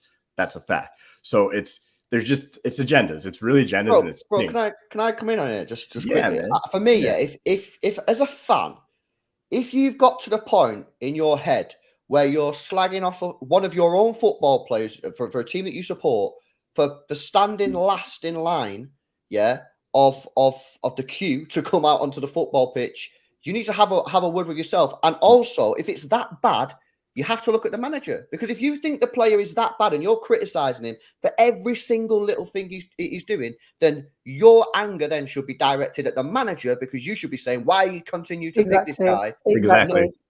Don't go at the guy for standing last in the queue. If you think it's that bad, go at the manager. I think Ten Hag has serious questions to answer. I think he does, but I think the one thing about, I think he does eventually. I think at the end of the day, Ten Hag. Eventually, why not now? I've not seen enough. I mean, you finished third and won a cup day, last season, so I feel like you should be. I think he's justified to have some questions asked him already. You can ask him some questions, but he's had one again. This is me. I'm different than a lot of people. I have patience with managers, because at the end of the day, I don't think 1 year, like 1 year where he was a betting in process, 1 year, and he won us a trophy, he got us top 4, and then coming into this season, he's starting to do some weird shit again, messing around with players' positions, some favoritism that people are calling out. Yes, you can call out some of those things. I agree. Yes, Rashford should be dropped. That should be on the manager. But I think the realm of we need to sack him is ridiculous. I think that's far. You can't be far off though, man. Like, Just the questions around the corner for me. I think it's far. I think, in my opinion, you have to give a manager more time than you have to give them at least 2 years, before you can talk about sacking after he's succeeded, after he's already succeeded. Listen, you have Pep Guardiola, so it's really easy for you to sit there and be like, I never have to worry about it because we've got the best manager. Right, and you lot go on about, we're Man United. I'm looking at Man United now. I think you've got worse than you were last season. You've got a manager. Talk to me again. I'll say this. I always say there's still time. Talk to me in January. Talk to me in May. If we've gotten worse, then that's when I'll know. But right now, we started last year with 2 massive losses against Brentford and Brighton last year too. It's like nothing. I'm not saying it's an okay thing. I'm saying it's overreactions. I'm saying people are. A lot of United fans are saying that the season's already over. Do you agree with that then? I don't think the season's already over. It's impossible for the season to be over. Cam, I'll interject. Our Premier League season's over. Well, our Premier League season was over coming in, unless you thought we were going to win it. I didn't. No, but my expectations was, and I've had to hold my hand up and say I was wrong. I trust this manager. I know we had some injury problems, but I thought with him getting the players that he did, still knew we had holes, which is why I didn't think we'd win the league. But I believe we could have closed the gap on the teams on the top, and I feel like we should have done, and we haven't done that yet. And I do blame the manager for parts of that. I absolutely do. So, for instance, he should have signed Amrabat before he signed Mount, because I think Amrabat is more of a player we needed. So that's still on him, even though the club, with the amount of money we make, we should have had the money to be able to buy both. So there's elements there you have to look at. The Rashford situation is a scenario where, again, I disagree that with people where they say Bruno's been a problem. He was our chief creator the other day. All our big chances he created. Rashford's been awful this campaign. Garnacho played well in the week, and he should have started this game. Almost, a sign to say to our highest paid player and our talisman that nobody is undroppable. You will be on that bench, especially if somebody comes into your position and performs well. And I thought Garnacho had done that, plus Rashford has been off. What I will say as well, though, is the problem that Man United have, and I don't think outside people looking in always see this, is that there is so much player FC at our club. I've never known anything like it. To an extent of most people you see going at Rashford hard. And even if he was just wanting to be at the back of the players coming out because he's superstitious, so what? That's not arrogance. That's just a superstition. Some players like to come out last. Paul Ince, if I remember correctly, didn't used to put his shirt on until he just walked out onto the football pitch and he had to go at the back. It was what he did for, I think, every game from a certain point in his career. No one ever called it arrogance or stupid. It was just something you let people get on with. People are saying that he's not creating enough for Haaland. Show me all the chances that the midfielders and the other wingers are creating for Haaland since he's been in the team. They've not been doing it. So Rashford deserves to be criticised. Rashford should be dropped. At the same time, people are going so over the top with it. But it's because when you click on their profile, guarantee you 95% of them will have a picture of Ronaldo, Sancho, or Martial. Like it's just obvious. You can just tell straight away that then that's the problem that Man United have. There is infighting and point scoring on top of our problems, and it makes the place more toxic. And if Rashford does start this next game and does really well and scores, they'll still moan about it. He shouldn't have even been on the pitch. And that's weird for me as well. And the manager's handling all of that. He should be criticized as well, by the way. 100% right, Lewis. I wouldn't say sack him right now, but you lose 5 of your opening 9 games in a season when you're nearly £400 million into a rebuild. That's not acceptable. Injuries or no injuries, losing 5 of our first 9 games isn't acceptable. Now, the remedy isn't sack him straight away, but he's got to go on a very good unbeaten run soon. Very, very good. I'm talking... Which is why I'm saying it's round the corner. Surely it's round the corner. If it doesn't improve, Terry, surely it's got to... If we go another 9 games in all comps and we lose another 5, he's got to go. Yeah, but that's See, that's the thing. I don't. So, and this is where I'm different. I don't like having that conversation until it happens. I like because it's a waste of energy. So we can talk about, oh yeah, if he loses another 5 games in 10, then yeah, sack him. Okay, cool. What if he doesn't? Then there's no point until, like, for me, it's kind of like I'm talking about what's happening right now. And I'm saying, yes, you can question him for what's happening right now. I'm saying I don't want to get involved in the second conversation because it's nowhere near that, in my opinion. I think that's where you wait until that conversation is worth having. You can understand the concerns, though, can't you? Because I mean, I look at United from last season, and to me, I might have read into the whole thing about United wrong. Last year was very much Erik ten Hag going, right, this is the squad I've got. I'm not going to try and implement my style of play. I'm going to play the football that works with this crop of players, which is why you saw United sitting back at times, hitting teams on the counter a lot more often. This year, I thought with the signing of Onana, the signing of Amrabat, the signing of Mount, this was supposed to be, right, we're transitioning into Erik ten Hag. How many games have those 3 guys played? Okay, you just said it. How many games have those 3 guys played together? Go. If that's your point, now go. How many games have those 3 guys played together? I didn't see them as the sole key to it. I thought they were additions to it. No, your point is, if he got all those guys in, ready to play his football, how many games have they played together? And all 3 together, 1. So at the end of the day, my point of including combinations, or because I'm just saying, if you're going to use that point, which I don't disagree with that point, I think you were right.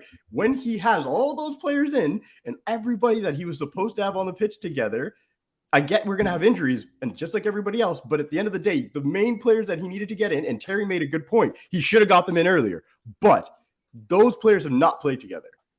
They played 1 game. So we're sitting here talking about a team that has not actually... Can I have my say in this, Terry? Because you called me out before, Terry. You called me out before. I want to have...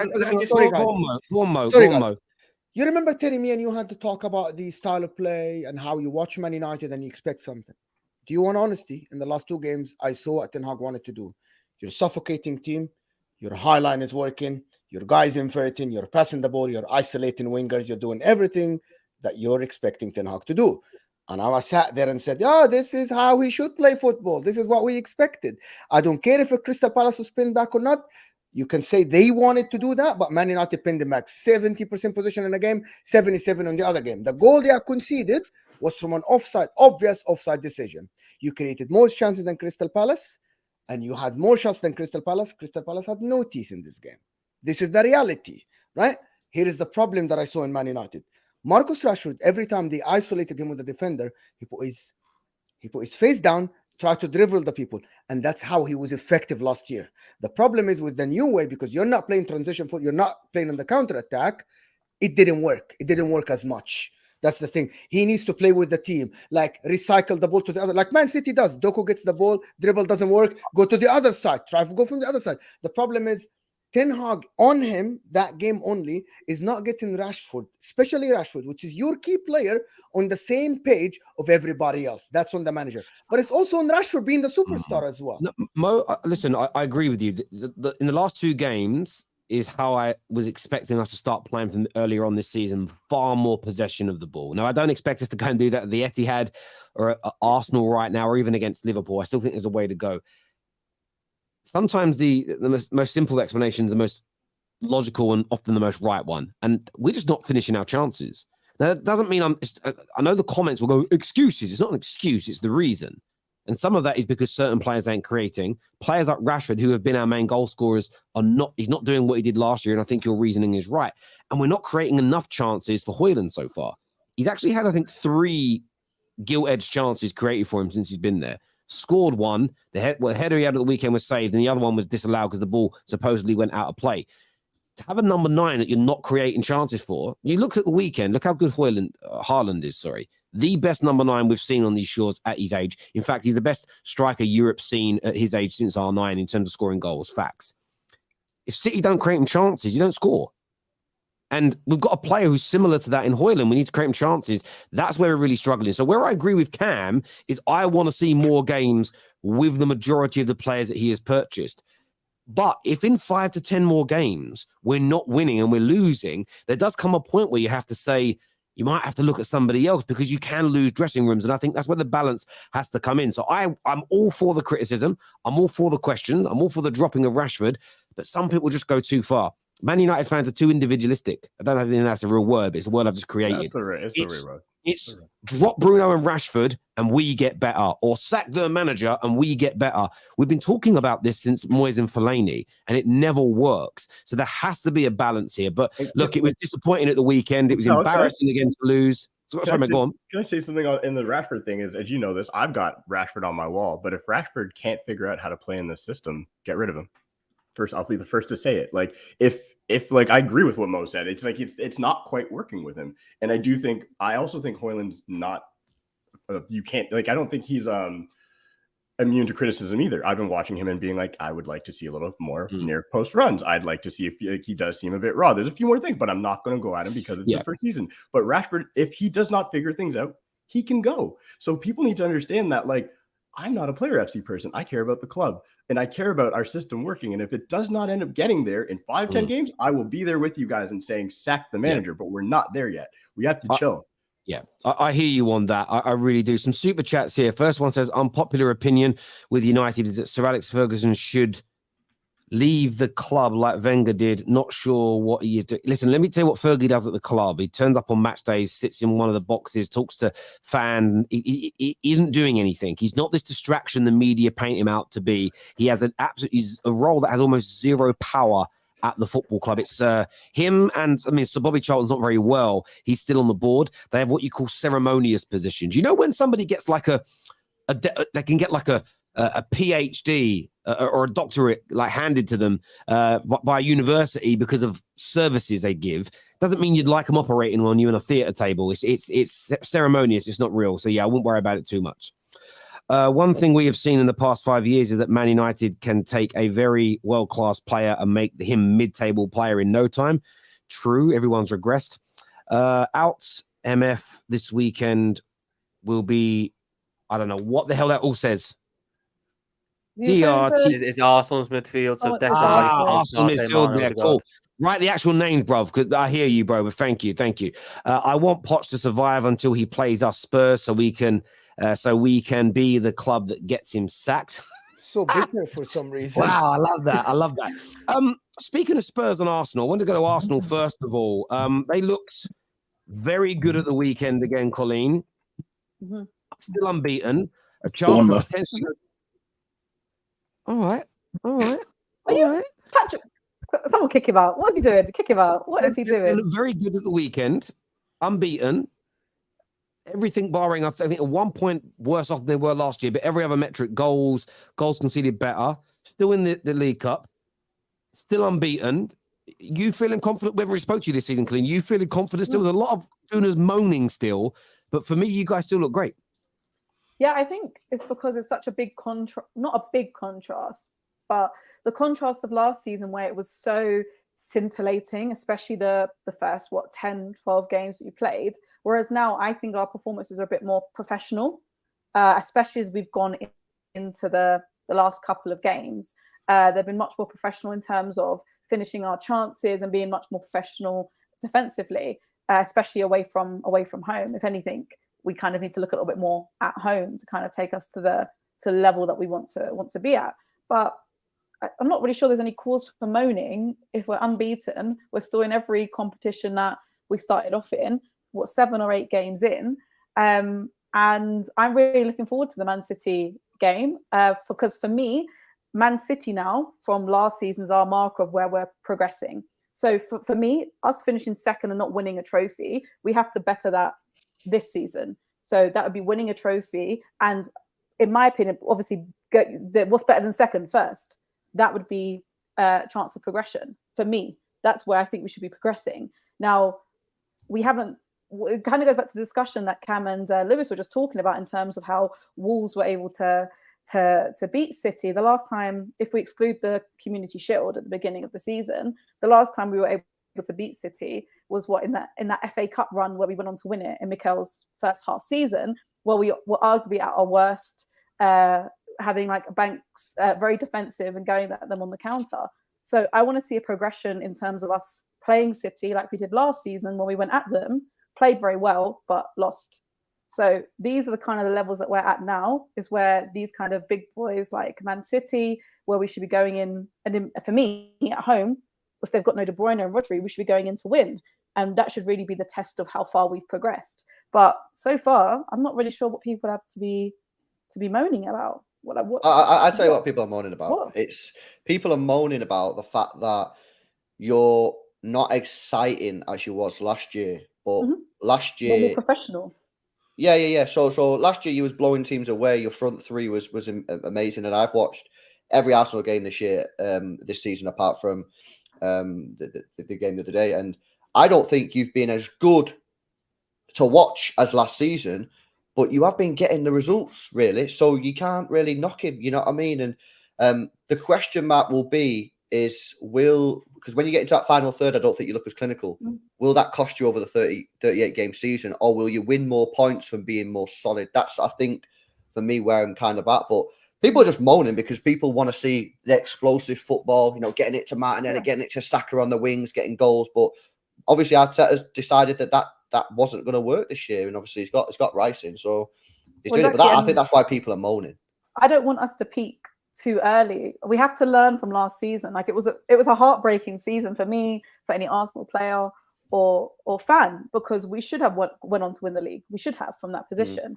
But if this is the way that Arteta's going to set us up to win, because there's a lot of pressure on him, the money he's spent, he's almost because of his own success, he now has to live up to that again this season with the money spent, the acquisitions brought in, the context of the league and how everyone else is faring. If you look at the likes of United and Chelsea.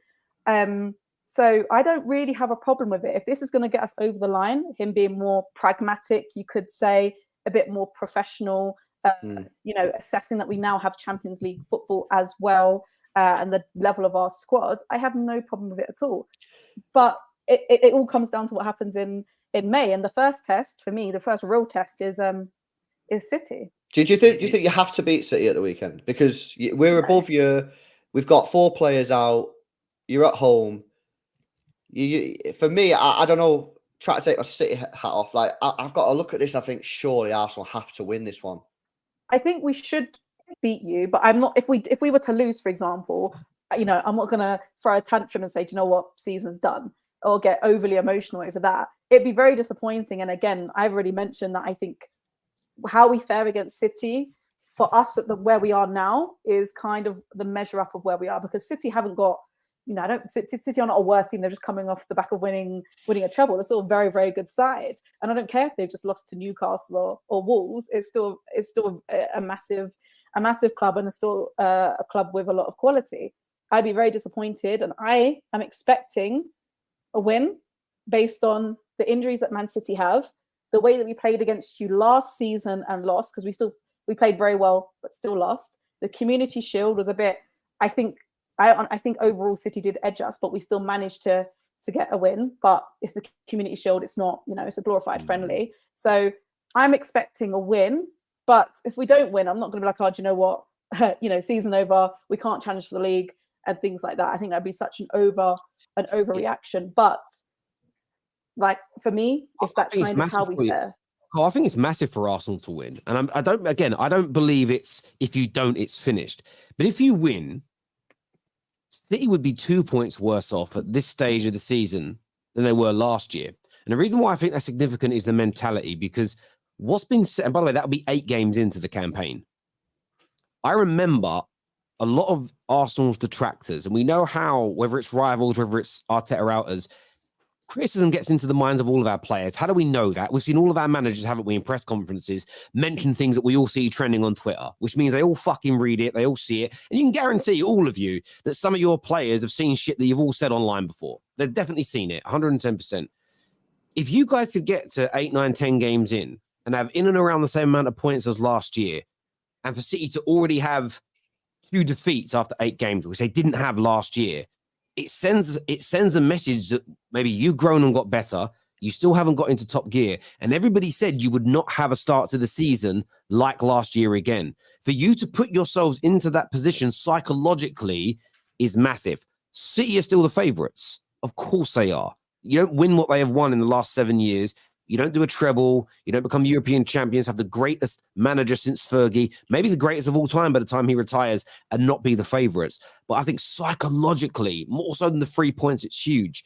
And then you've got Tottenham that are coming into this mix. They had 17 points at this stage last year as well, but they were playing awful football. They play Luton on Saturday.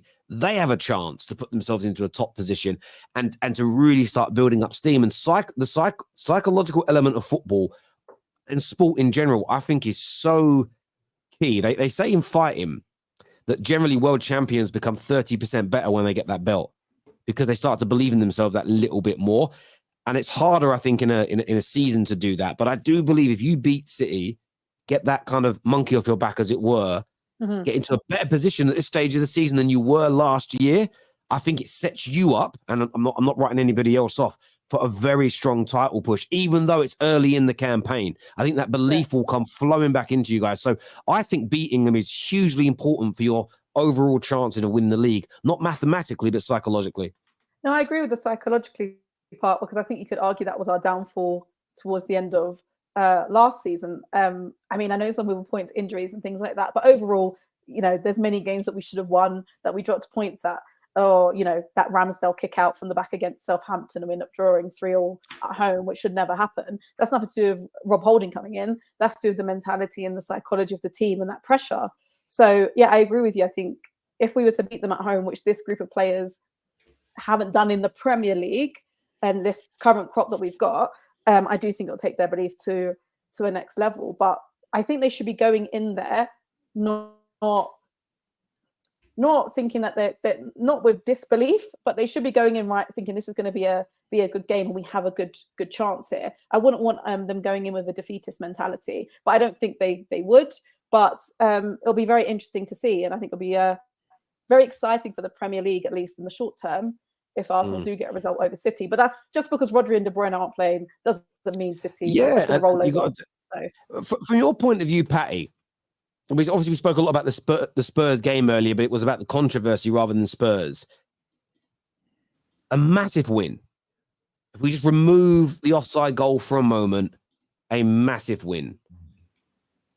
Listen, you had players that were carrying their kids around for laps of honours after the game. I'm not going to call it over-celebrating like the media did against Arsenal last year, because that would make me a hypocrite. I believe that is character building. I believe that kind of mentality creates a togetherness, which is a positive vibe, and it's why City win so many games. They're fans.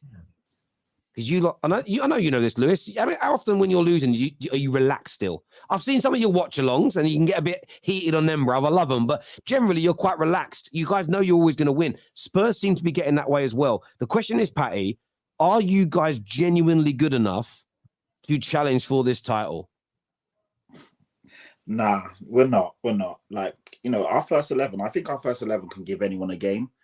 And I think we're in a really good moment. We're riding a really good wave. No one would have thought that we would have went to the Emirates and got a result out of that, especially where we are in the season compared to where Arsenal are and how good they are. Again, Liverpool is a bogey team for us. No matter how good we've been, no matter how many chances we have, we just, for whatever reason, couldn't get a win over those guys. And we got one. It's been marred and tarred and tarnished. But at the end of the day, when you take that all aside, we got 3 points. And these are fixtures that no one really gave us any sort of ounce of, you know, a sniff of a win or result. So we go into the game against Luton in really good form. we should smash them, if I'm being honest. Obviously, you don't want to get too cocky and too overconfident, but we're playing good football. You got Son in good form again. He's got 6 goals already this season. He only got 10 in the whole of last year. Maddison's a top of the league leaders in assists. I think there's a few on 4. We're playing good football. A lot of guys look good. And yeah, we go into this game feeling good. The fans are feeling good. The stadium is as electric as it's been. Anyone that goes there will tell you how good the stadium is now in terms of not just the aesthetics, but the brand of football and the fans, and everyone's enjoying themselves again. But with all that being said, if you look at the squad depth, if you looked at our bench on Saturday, there was no one really on there that could come in and turn the game. You know, Brennan Johnson's out injured. Other than that, who could come on and do anything? Solomon, and that was it. Then you're bringing on Højbjerg, Skip, a young Valise that has no experience in the Premier League. So for me, that's where the downfall will be if we get 1 or 2 injuries. If we get an injury to Son, we're fucked. If we get an injury to our goalkeeper, we're mangled. If one of the 2 centre-backs go out, we're in big trouble. You know, if you lose Udogie, then you're playing Ben Davies again, who's a guy I never want to see in a Spurs shirt. And so we still got, you know, I mean, it's our first ever window, first 6, 7, 8 games or whatever. I think we're doing fantastic for this moment of our rebuild. But it's early days and we still need a few more. But if we stay fit and stay healthy, hopefully Lo Celso, where the hell is he? He needs to come back into the squad. Brennan Johnson hopefully can come back. Then the bench starts to look a bit stronger. Obviously, we lost Perisic. He's out for the season. So yeah, we're not good enough for a title. So Patrick, I want to ask you a question, sorry. guys. I want to ask Patrick a question. So last year, I believe personally that Arsenal, if Saliba didn't get injured, they would have won the league. This is just my personal belief. So Okay. Patrick, hypothetically, and that's not like Lewis's face makes me die. that's not totally hypothetically. If you keep your starting 11, Arsenal last year improved from 5th to title contenders for 32 games, and they had this massive injury for Saliba, and then they lost the league and they lost focus. If you keep your starting 11, you already played 3 of the big teams, Man United, and you played 3 big teams. You played Liverpool, you played Arsenal already. Do you believe that if you go 10 games, because you have 3 easy games coming, 10 games, and you collect the points, do you believe if you keep the squad healthy, you can do what Arsenal did last year, and if you can go toe-to-toe with Man City? Because you keep saying if this gets injured, if this got injured. Last year, Arsenal kept their squad fit, and they competed. If you keep your squad fit, if you keep them, do you believe you can go toe-to-toe with the likes of Man City and Arsenal? Mo, can I add to that? I want my part. I was going to ask almost a similar question, but the second part of that is if you keep your squad fit until January and then you buy because you're still in that race, do you think you can compete? Because I think it's both, right? If you stay fit, yes, and then you get to January, 100 million from Kane as well is still unused. So yes, right? You got money. Yeah, lots of ifs. And already we're not saying you're saying the if. You're saying You if. said it. You're the one who's saying the if. Okay, all right, chill. Let me talk. So Son's already carrying a slight knock. Maddison's already carrying a slight knock. Brennan Johnson's already out. So you know things have to fall our way. If probably not, if I'm being real, because this is brand new. Like I've not seen this manager over a stretch of 10, 15, 20 games. It's a lot of new players as well. So I need to see a bit more before I can really commit. Because come on, bro, get your chest He's out. really man. scared to say it, bro. Get your chest I out. gave him the Arsenal example you last lot- year. you I don't gave want him me the to go Arsenal wild and go example. crazy, but No, I I feel like you should just enjoy the moment, considering don't. it's Yeah. 18 months you guys have had Those with are the last nice. past 2 managers. I feel like Tottenham fans should just be enjoying that they're actually playing really good football that they haven't seen for the last couple of years, That's and then it. go on to build from there. Playing good title football. talk is ridiculous so early. Yeah, it's not us. People are trying to throw that on us to It's try a banana and almost, skin waiting. yeah, to muddy the happen. waters. Your manager said it though. Postecoglou was like, let the fans do what they want. Let the fans believe and agree. dream. In time, Lewis. Not after 8 games. Not after 7 games. It's too early. Do you know what I You mean? sound lot are so trying- reasonable, bro. You sound so Yeah, reasonable. you lot are trying to. I think you're scared because what happened with Arsenal, Patrick, last year. No, we're not But scared. Arsenal fans, We're not in scared. We're October, being- when they were playing sensational football, Arsenal fans said we can go toe-to-toe with anybody in the league. And they were right. And With Mo, their the starting difference 11, is- they were right. They weren't wrong. Mo, the difference is we're more sensible than Arsenal fans. We're Tottenham. We're the better side of North London. We're the better side. We're the more sensible, the smarter one. So The we're better not going side to of do. North London. Let's Yeah, the not. better Let's side. Patrick, I was just on your side. I was just helping you out there Yeah. for 5 minutes. You've The had better side one of good the season in 8 years, so let's just chill out a bit, innit? Better side Before of that, the we were please. always finished above you lot. So if we're actually being real, What a trophy, babe. yeah, What a trophy, babe. what have you lot won? A giant 50p piece? You ain't done anything. What In the are you last 8 talking years. about? In the last 8 years. What are you talking about? What are you talking You've about? done nothing other Listen, than. you But would, yeah, you would kill for a cheeky a couple of FA Cups and a little community shields. Let's not be is silly that what now. we're doing? Cheeky FA Cups? I mean, you guys would kill for You that. ain't You're even telling me I'm doing that, wrong. bro. No. Is that what we're doing? Cheeky FA Cups. We're talking about the Charity Shield you won just recently. Other than that, You're talking about the last 8 years, babe. You said the last 8 years. yeah, I'm talking about league positions. So- We're talking about the league right now, innit? We're not like you're just. Sorry. Yeah, League positions. But- yes. You probably got them Yeah, hanged up but- in the Tottenham Hotspur Museum, innit? How the mighty Arsenal have falling, talking about know. 2 FA Cups in the last 8 years. No, Oh, that's not my God. That's not my point. That's not my point. My point was that wasn't my point. That's just during our like shittest time, this last 12, 15 years. And we're still picking up an FA Cup or two. And he's talking about being the better side of North London. That's Give good over. for you. Can we go back? Can we go back to? Can we get back on point? Go on. Back on We'll top? go back to Spurs challenging for the league. Let's go down. Yeah, hang on. Let's be fair to Patrick. We can't talk trophies in front of him. He'll come up in a rash. Let's not do that to him. But like it's only 7 or 8 games in. Let's just be sensible here. And like I said, this is a brand new manager, essentially a whole new team. Other than Son and Romero, who isn't that new, everyone else is new in this team. So yeah, let's just see how things go, man. I mean, we've done all the hard work. I want to see us batter Luton, and then obviously we can take it step by step. Like I said on Twitter, step by step, game by game. You lot aren't going to do what you're trying to do and throw this title challenge stuff on us. It's way too early, because as soon as things go wrong, you lot will be the first to laugh at us, even though we didn't say it. I'm only asking, Patty, because I listened to Talk Sport on Saturday, and I heard 3 Spurs fans pretty much in sequence phone in and say they think they can win the league. So I'm only sort of asking the question based on what I hear Spurs fans publicly stating. Do you know what I mean? So yeah, that's Talk Sport for you, and I bet they're paid actors. They're not Spurs fans. Paid What actors. teams do you think are better than you then, Passy? What teams do you think are better than you? Better placed this year than you? Manchester City, Arsenal, and Liverpool. Those are the 3 teams that I look at. And even though things might be rocky or they've lost a game or two, they're still definitely better footballing teams, better players, if we're being honest, man for man, and deeper squads. After that, it's up in the air. You just played 2 of them and you're unbeaten against 2 of them. I know, and you're not in European competition. And that's fantastic, but we also have to be realistic and also look at it over the course of a season. And yeah, I do think this Tottenham team is a lot better than what most people have given us credit for, especially the new guys coming in. They've hit the ground running. Your Doji looks fantastic. Mickey van der Ven is a monster. Obviously, the keeper has surprised me. He's really good. And then you've got, well, yeah. Son is firing again at a striker. Son is firing again up top. A lot of people wrote him off. I told you not to write Sonny off. The guy's fantastic. He's done well. He's done very, very well. So yeah, sorry, go on, mate. Go on. Finish your point. Sorry, just to you got to be realistic. Arsenal have a very good team.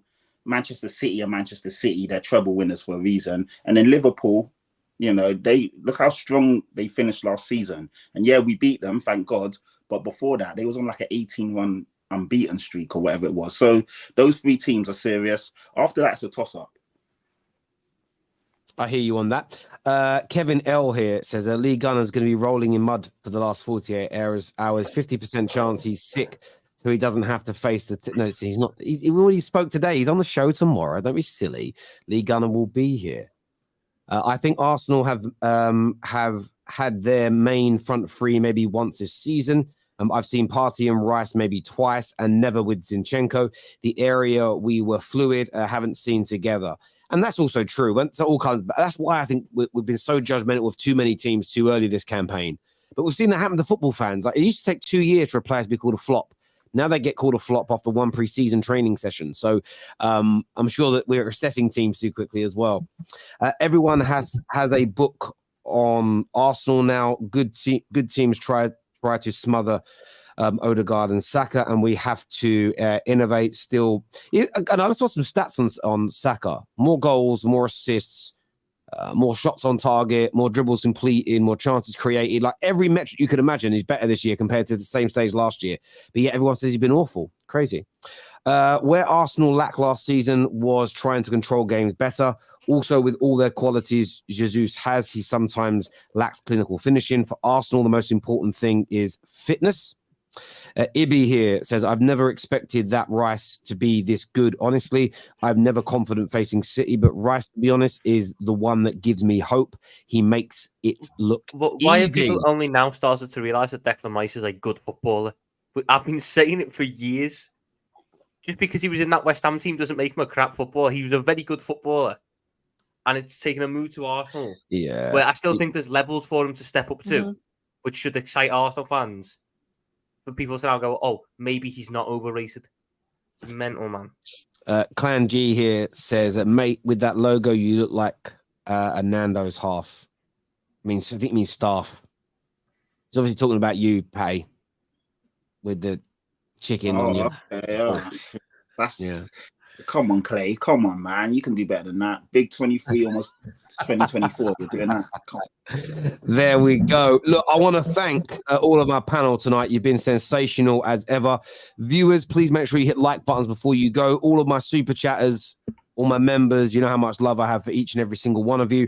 We are live after the Chelsea-Fulham game today. So even if you're not a Chelsea fan, even if they win, make sure you join us there. This stream will take you through to it, so you can go and like it now, bookmark it for later. We're live.